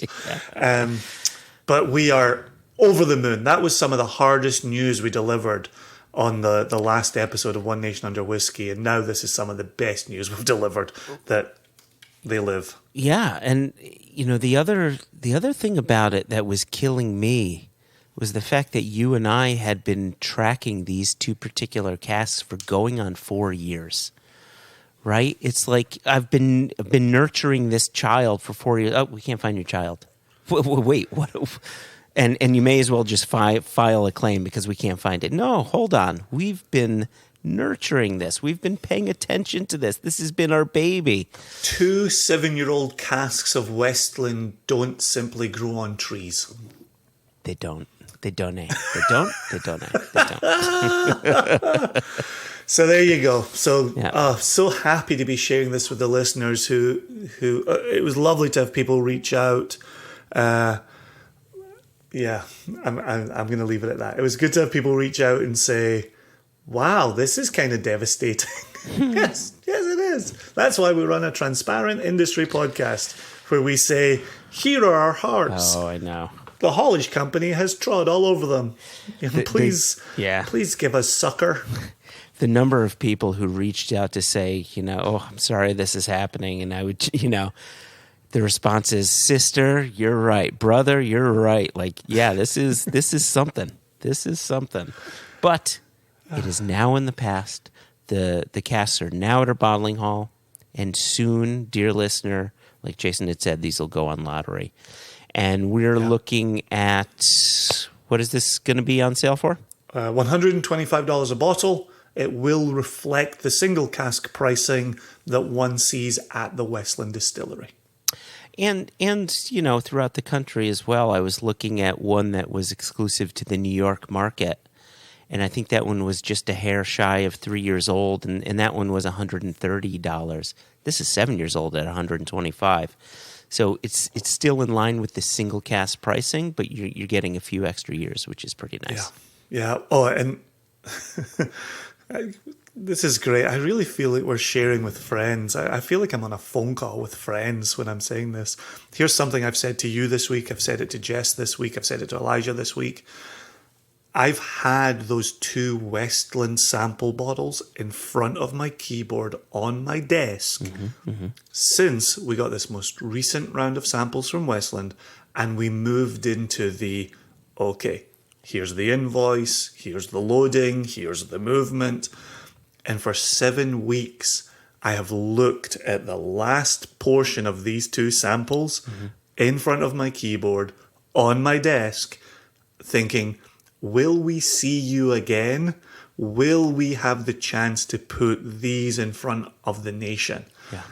And to get that news last Tuesday was to say, yes, gosh, what a brilliant, brilliant success. Over the moon that they've been found, that we can share them, that we can put them out to the nation, because they're exemplary. They are 2 of the best Westlands I have ever had. The 7-year-old peated is the best Westland I've ever had. And I remember enjoying it as a 3.5, 4-year-old quite a lot. And we both did. And we said, oh, you know, let's see what this does. And then you sent me the sample. It is by far the most glorious Westland I've ever had. So it's been found. We will bottle it. It will be released. I am over the friggin' moon. Oh, and well, let me say this then. So the last time you and I were at the distillery together coincided with the selection of these casks, coincided with the last Whiskey Jubilee in Seattle. And in the distillery, they had a Muscatel Westland. And I have made no bones about the fact that that is one of my favorite Westlands. Bought a 6-pack of it, didn't we? Yeah, we did. And this 7-year-old Muscatel Westland is exemplary. And that's the thing you can't really tell the haulier, right? You don't understand how good these whiskies are. Instead, you just got to say, you don't understand how much we paid for these whiskies, right? Wait a second. You said this is a good whiskey? Hold on a second. All right. We exactly right. Found it. Yeah, cask 4856 was the one we bought the 6-pack of, March 15, 2018. There you go. Okay. And those only came in half bottles. Yeah. So that's our Westland news. Jason, what else do we have to bring to our listeners, if anything? Yep. We have a pickup scheduled. Jess is thoroughly in charge of all this. We have a pickup scheduled for our US retail release number 7 that you alluded to previously, which will include one online bottling, which is the Stones of Stenness 17-year-old Orkney. That's right. That we talked about in the news segment of the last podcast. And there will be more on that coming later, not for today. And we've got our first big pickup for retail Canada. That's right, Alberta. Yep. And so that hopefully will get on the move in June. And so if you're in Canada, if you're specifically in Alberta, go looking for Single Cask Nation. We have some different places who will be bringing it in. Our dear friend Graham Usher has been leading the charge on Single Cask Nation coming into Alberta for years and years and years. And we have dabbled, we have tried, we've had a couple of attempts. This is the big one. This is the big one. This is the This is the big real deal. And Whiskey Drop, Graham Usher is Whiskey Drop in Canada. So do a Google search for Whiskey Drop and delve further there. But yeah, we're making a huge step into Canada with this delivery. 100%. Yeah, I'm so excited. And what's nice about it too for the Canadians is because Canada accepts both, I mean, I guess the US does now as well, but Canada traditionally has accepted both the 700 ml and 750 ml. So because of this, Canada is getting some of the US stuff, release number 7 that's coming to the States, but they also got some of our earlier UK EU stuff as well. So if you're in Canada, you'll be able to dig into a wider spectrum of Single Cask Nation bottlings, which is very cool. Yeah, it looks wonderful. And Jess has headed that up. And now we've got Elijah on the North American side as well. Mm-hmm. So, yeah, bless both Jess and Elijah. Wonderful, wonderful human beings who represent Single Cask Nation as if it's their own. And that's exactly what we were hoping for when we brought them both in. 100%. Yep. Hashtag blessed, Jason. Hashtag my hashtag. All right. Yes. And just quickly, before we get out of here, we have selected ROW, Rest of the World, retail release number 3. And in the next episode, we're going to have Jess along to talk more about that. I can't wait. What we've planned for this release has me incredibly excited. Incredibly excited. So cool. Yeah, agreed. I think right now might be a good time to bring up an email that we received. Did you want to bring that to our attention? Good sir? Good Dram Galf? Dram Galf? Dram Golf. Sometimes I find the Scottish accent, the thicker Scottish accents, are how you breathe. I'll leave that out there to percolate. Really quickly. In the perpetuum. One of my... Oh, look what you did there. I'm hitting this dark clove so hard. I'm so thoroughly enjoying this. I poured a little roller coaster while you were talking. You should do the same, Jason. Did we pour any roller coaster in episode 1 or part 1 of the Bill Lumsden? I can't remember. I remember the reason I opened my bottle, which I can't say publicly why I opened my final bottle of roller coaster, but let's just say it was one of the happiest times in my life, one of the happiest times in your life. I killed my roller coaster one of the last times you and I drank together. Oh, did you? I don't have a roller coaster in my office. You don't have a roller coaster, Jason. This is a travesty. This is a Travis Williams-ty. We've got the news behind us, which is good. And it was all good news this time, which was very nice. We've received... Yes? We can retrofit some bad news on it if you want. You want me to throw in some bad news? I don't. I'm so tired Let's press on then. Let's pass on that. Let's just, keep it positive. Don't say I didn't offer. Dram Golf says keep it secret, keep it safe, keep it positive, keep it, I don't know. Keep it high, keep it tight. Keep it high, keep it tight. We received a couple of emails, but there was one in particular that you wanted to bring to our listeners' attention. It is so beautifully apropos. Oh, I love that word. Apropos. You ready? Born ready, Jason. So this is the wonderful Christopher Sebastian, a.k.a. Seabass. Do you think I feel like I may have asked you this question, but do you think he pronounces his last name Sebastian? Or like you do? Or do you think he just says Sebastian, like an American does? Sebastian. Moving on. I feel attacked. I feel both seen and attacked. Had to follow up with the excellent feedback on the lists of whiskey episodes. I like his plural on the episodes. Yep.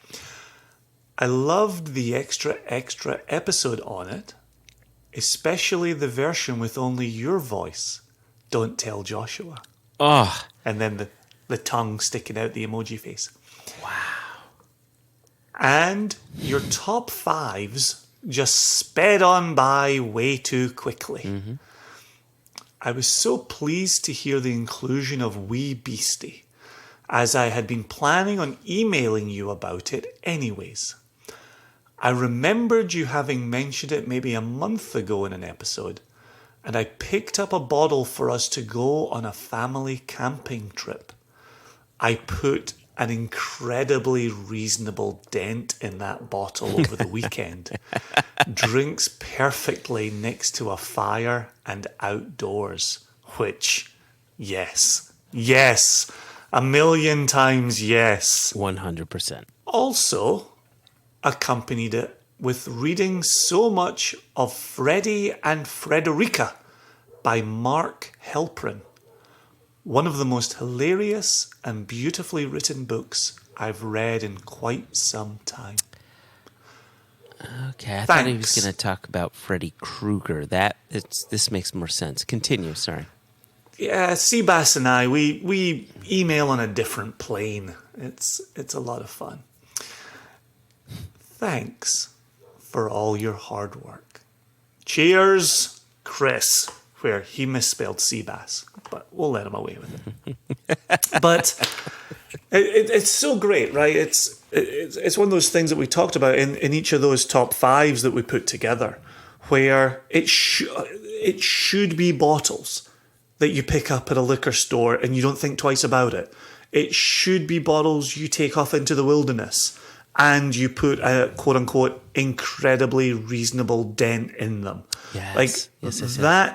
That's how we wanted that list to go. Yep. And I think we pulled it off.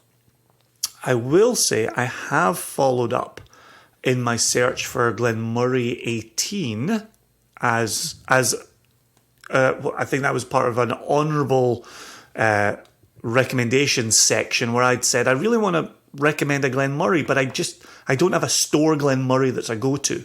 And you said, have you tried the 18? And so I've got an order in for the 18, and then the Craigellachie 13 OB that was on your list, I've got the same order, has got my Craigellachie 13 on it as well. Okay, so it's not with you yet, but it is soon. Exactly. Well, it's on the same order that's got Scorch for us, and it's got some Offerman, Lagavulin, and Guinness on it. So it's an okay little order. Okay. Well, It's coming together. in the spirit, see what I did there?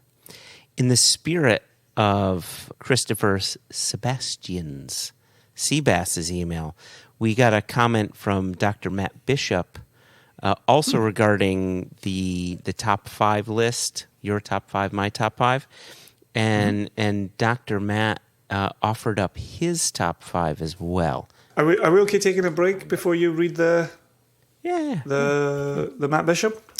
So, in the spirit of Ellenstown, rumoured word on the street, Ardbeg, and like the classic of Isla, rumoured word on the street, Lagavulin, we got word last year about a continuing release that is a Duncan Taylor Dimensions bottling, just simply of an Isla blended malt, where the word on the street is that this comes from Ardbeg, and it would be November of 1997 distillate.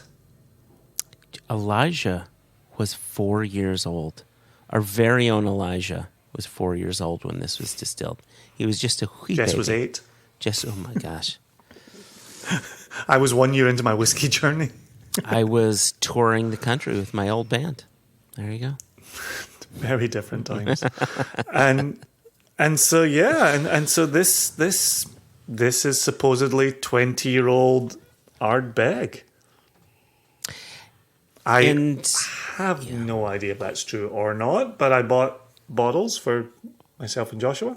Well, let me ask you a question here, right? Let's make the assumption that it is, and Dr. Matt, we will get to your thing here.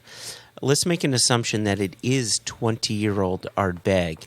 As someone who prefers his Ardbegs on the younger side, how's this one for you at full cast strength? It's nice. Even as old Ardbeg, I wouldn't say I recognize it as such. Interesting. It's just coming off as Isla for you?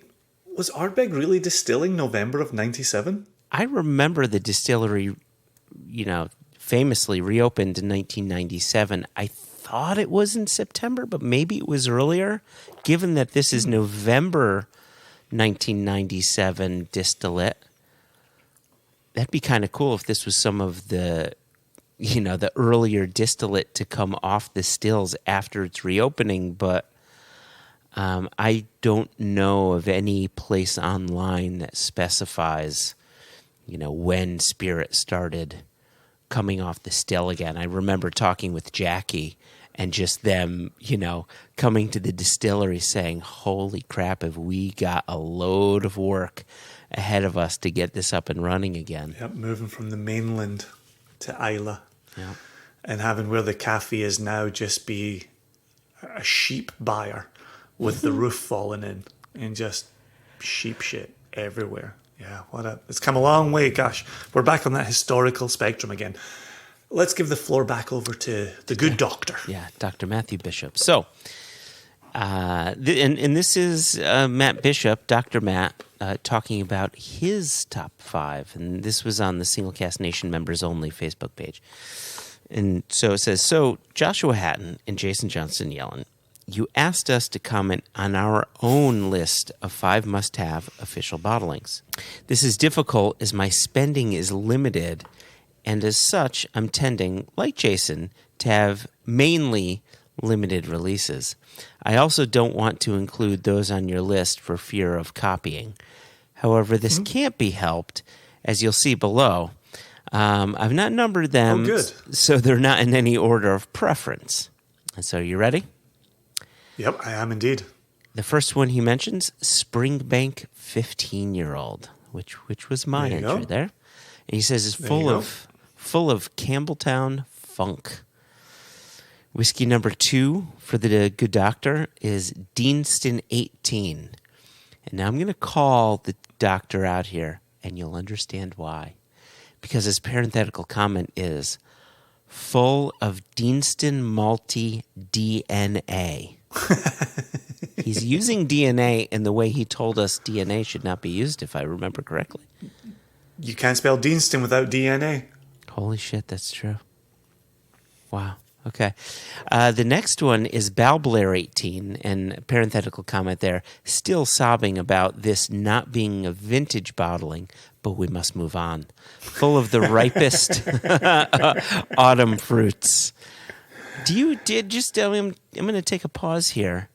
There are a lot of people that lament Balblair moving from vintage and going to age-stated whiskeys. However, interestingly enough, you don't find the same lamentation regarding Glenrothes moving from vintage to age-stated whiskeys. So how do you feel? Or do you even care that it goes from vintage to age-stated?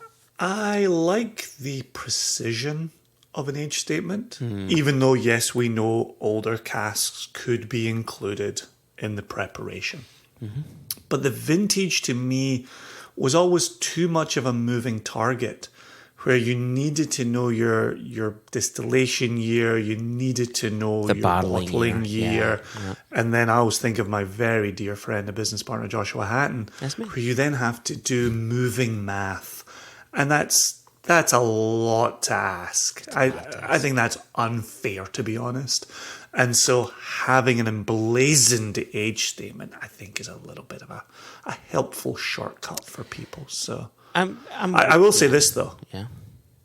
I really do enjoy Balblair, and I would love to get some Balblair bottled for Single Cast Nation. Oh, my gosh. Yeah, I would there's many things I would do to get a cask of Pale Blair. Yeah, But, I would say that there are, and we'll go on with this list, but I will say that there are some instances where a vintage or a particular year really works for distilleries, right? With Benriach, you've got 1976. With Glendronach, you've got 1993, right? With Bowmore, you've got Ollie Chilton saying 2000 and 2001 is where it's at for him, right? And so I think there's something to be said about what a distillery will do on a given year based on what's happening. And it's kind of nice to be able to cast an eye back to that vintage, even if it was released in 2015 and then subsequently in 2017. You get to track that vintage. I think that can be cool, but I do like the precision of an 18-year age statement. You have that wonderful moment from John McDonald, and you were, bless you, hashtag blessed, bless you. You tried to go to bat on behalf of marketing departments earlier in this podcast. John McDonald has a tremendous story of being called up. And I'm not going to say which department called him up, but he got a phone call from one of their internal departments saying the 18-year-old is absolutely killing it, but we're all out. And John said, I'm glad that it's been absolutely killing it. That's great to hear. And the person said, so we're going to need you to make some more. And he said, that's not how whiskey works. Isn't that funny? Like that same story has been told about Springbank. I remember, I think Ranald Watson mentioning he had someone in a tour saying, oof, I really like this 18-year-old. And him saying, well, I'm glad you like it. There really is no more to be sold. And the comment was, can you make some more? And he said, yeah, it's going to take another 18 years to get there. But, isn't that interesting? But I think there are the departments who make the whiskey and age the whiskey, and there are the departments that sell the whiskey. And I'm not sure they speak the same language, as was alluded to in today's episode. But back to the good doctor's list. Yes. So the next one that Dr. Matt points out is one of my all-time favorites. And if we had done a top 10 list, I think that I may put this in that. And his is the Cragganmore 12-year-old. Yeah. Yep. I thought about us not having that on our list. Mm-hmm. The strength on it, I don't think elevated it certainly to my list. I will say this, and we talked about him earlier in this episode, good old Uncle Carl England. He fell head over heels in love with the Cragganmore 10 cask strength release. Oh my gosh. Yeah, that is 15,000 bottles. Yes. So some of my favorite Diageo, the special releases, it's Cragganmore. It's Cragganmore and Lagavulin. Those are my two go-tos when it comes to the distillery, the Lagavulin special releases. Anyway, so did you see the new labeling on the Lagavulin? I did, yeah. That special release? Kind of like 20-something-year-old, 26, 27? Yep. I'm currently wearing +3 chainmail and a +3 Glencairn, Vorpal Glencairn for drinking those. I'm sure someone somewhere is loving this. Someone is. Anyone who's played D&D is loving this. So the reason he loves the Cragganmore, he says, is full of gentle wood smoke and delicate floral notes.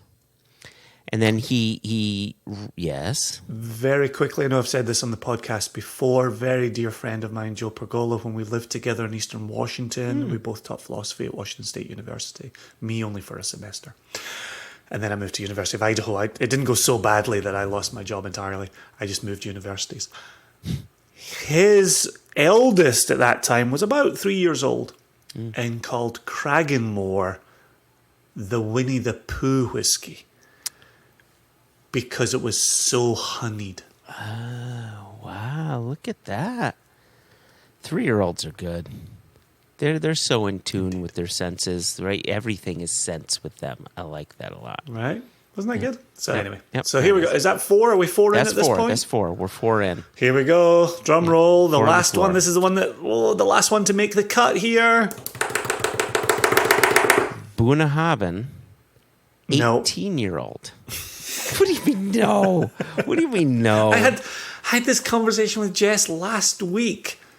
Bunnahabhain has never, ever been on my radar. I like the 12, right? They revamped it. And we talked over it with Kirsty. No. Blah, blah, Hold blah. on. I'm going to pause. I need to pause. Let me you finish. Here. No. You're getting paused, and you're getting paused because I will not soon forget a comment you had made to me, and we talked about this when we had Kirsty McCallum on. You had messaged me or texted me or emailed me somehow, some way when that Bunnahabhain 12 was re-released. Yes. At 46.3% alcohol, and subsequently Yes. so was the 18-year-old. You said to me, have you tried the new Bunnahabhain 12? And I said, no, I haven't. That whiskey's never excited me. And you had said, it's now bottled at 46.3% alcohol.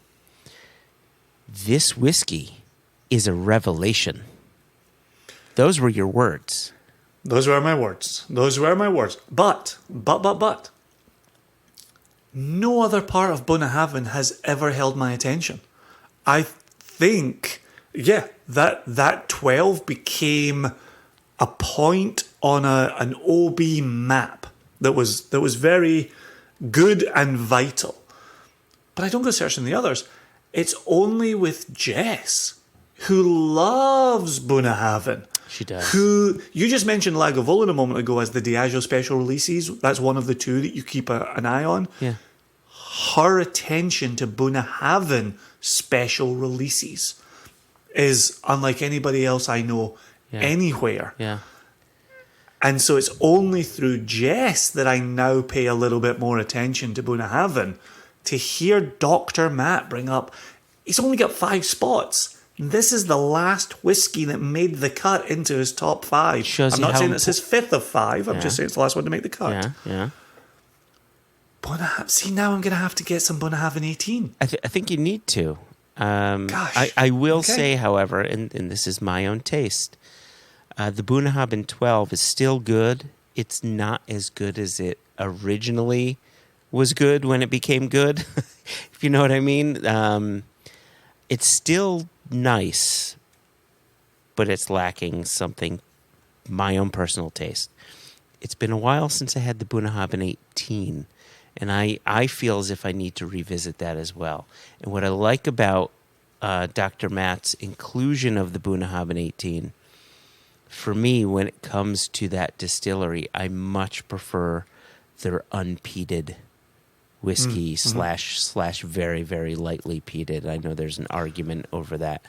And so this being unpeated piques my interest. And so now I'm gonna revisit that. And let me say one last thing, because it looked like you wanted to say something, so I'm gonna pause you. I'm not gonna allow you to do that. I just want to finish this out. I don't think I've been unpaused, to be honest. I've now been paused twice. Can you do that with a VCR? Zip it. You could double pause a laser disc. I remember that.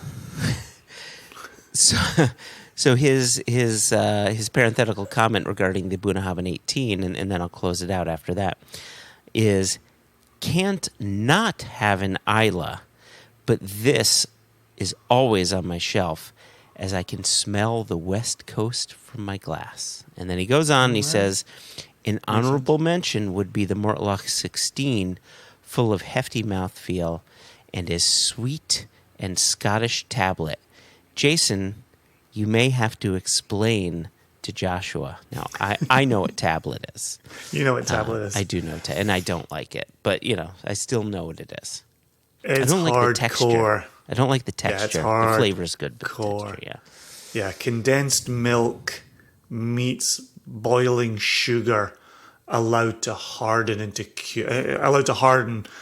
into a flat and then cut into cubes. Yeah, it's serious business. But when you grow up in Scotland, it is funny because we do look over to the United States and we talk about those Americans. They've got such a sweet tooth, right? If you're European and you come to America and you get a soda at a fast food joint, the first thing that hits you is how sweet it is. It's incredible how sweet it is. Yeah. And yet I think about the sweets of my youth in Scotland, and it's all incredibly sweet, incredibly so. But it's a sugar cane sweetness rather than a sugar syrup sweetness. And I think there could be a difference there. Well, the last thing I'll say about this is how sweet it is to be loved by you, Jason. Oh, and it's true. There is no denying. No denying. That's interesting. I like Matt's.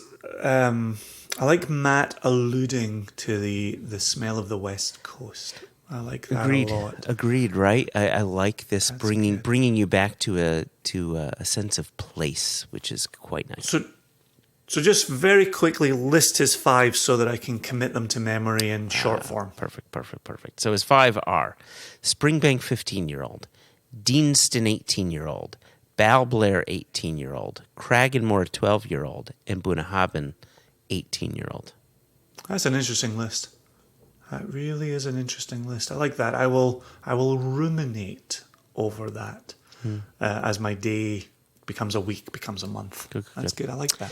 So if you want to reach out to us in a similar manner in which Christopher Sebastian Seabass reached out to us. Oh, right. Go ahead. Can I pause you for 1 second, my friend? Louise. Yeah, go ahead. There's no better time to bring up an email from James Foster. Oh, yes. And like you, I do need to get out of here. I do need to bring this recording to a close. But again, the Foster email is apropos for what we're covering here. Okay. So, you said it earlier, as if it was a bad thing. I don't feel that we've been shitting on marketing departments today, but we've certainly been drawing attention to them. And Foster's email... You've been drawing flies to them as you shit on them. But here's the thing. For me, it hasn't been from a great height. We haven't shit on them from a great height. Okay. And that's a very different proposition. That's a very good point. Right, and so this actually comes in from the end of April. This is actually only from about 4 weeks ago from Foster, so we haven't left him hanging too long. My wife is currently shouting at the dog in the living room. I don't know if my microphone is picking up any of her hollering. And Joshua's just throwing things across his office here. So my earbud fell normal out my head. service will be resumed in just a second. Okay, let's get wrapped up and let's get out of here. Okay. So, James Foster, I just listened to your revulsion to the extra words in quote-unquote PIN number and quote-unquote ATM machine.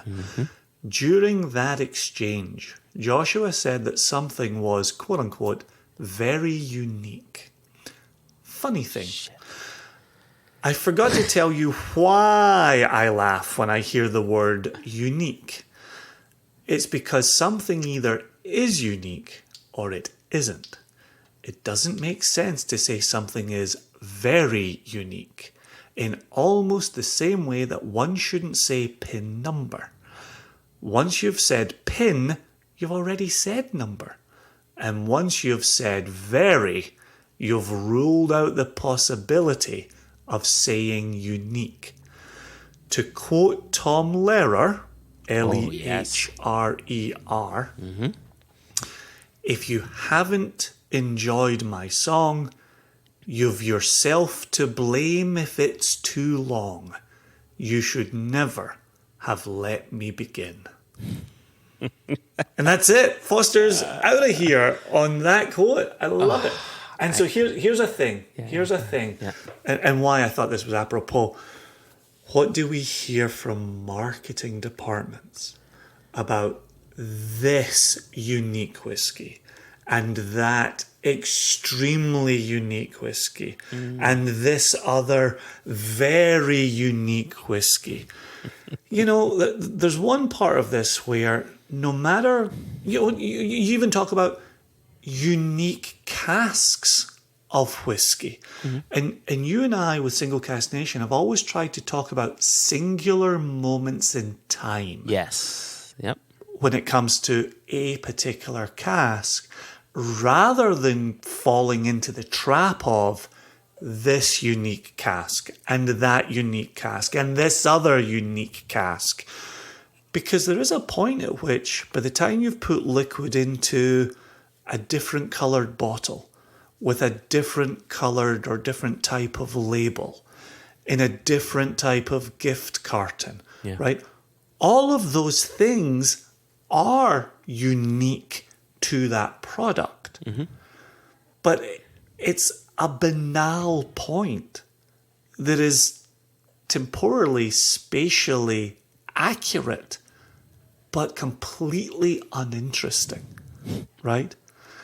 And so to use unique as a selling point on a whiskey is to suggest that you've run out of all other points, right?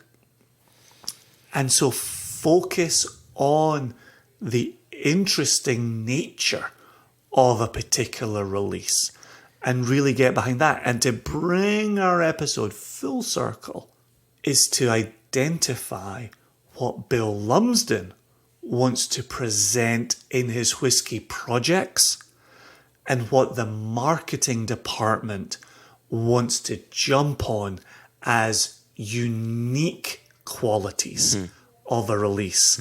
Dragon cask, dark sherry casks, right? A couple of the entries that we've covered so far. Yeah.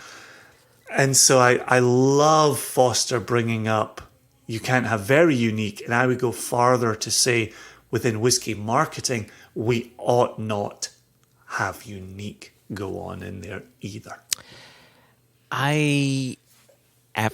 After hearing what James Foster had to say, after you not clarifying but building upon his words, I agree with you.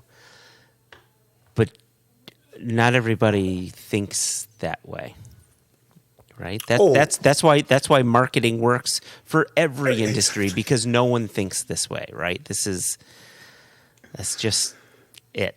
But if we're going to rail against caramel colouring, and if we're going to rail against chill filtration, if we're going to rail against the over dilution of OB releases, then we ought to also rail against marketing's use of the word unique.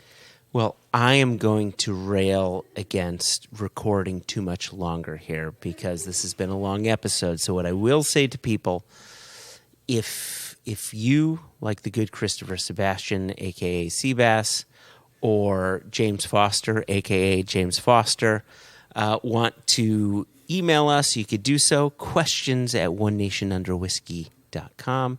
If you feel so inclined as to reach out to us on Facebook like the good Dr. Matt Bishop did, if you're a Single Cask Nation member and you're not on our members-only Single Cask Nation page, please, like Jason had said earlier, look for the page, ask to join the page, answer the questions that it asks you. Very simple questions, just answer them, and we will let you in. And you can also reach out to us at our One Nation Under Whiskey Facebook page. If you're one of those crazy people on Twitter, we are at One Nation Whiskey. And if you're on Instagram, we are at One Nation Under Whiskey. So you can contact us in all of those different ways. Jason, is there anything that you want to say? Because you've got this sort of confused look on your face. Is there something you want to say before we get out of here?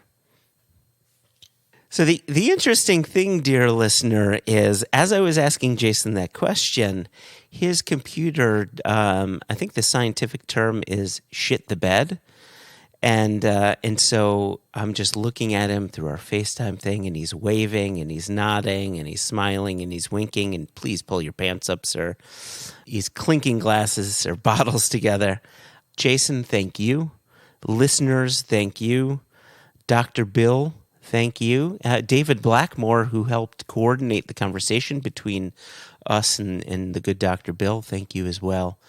Until next time, dear listener, cheerio. 2 chins, as Jason says, and he's blowing kisses.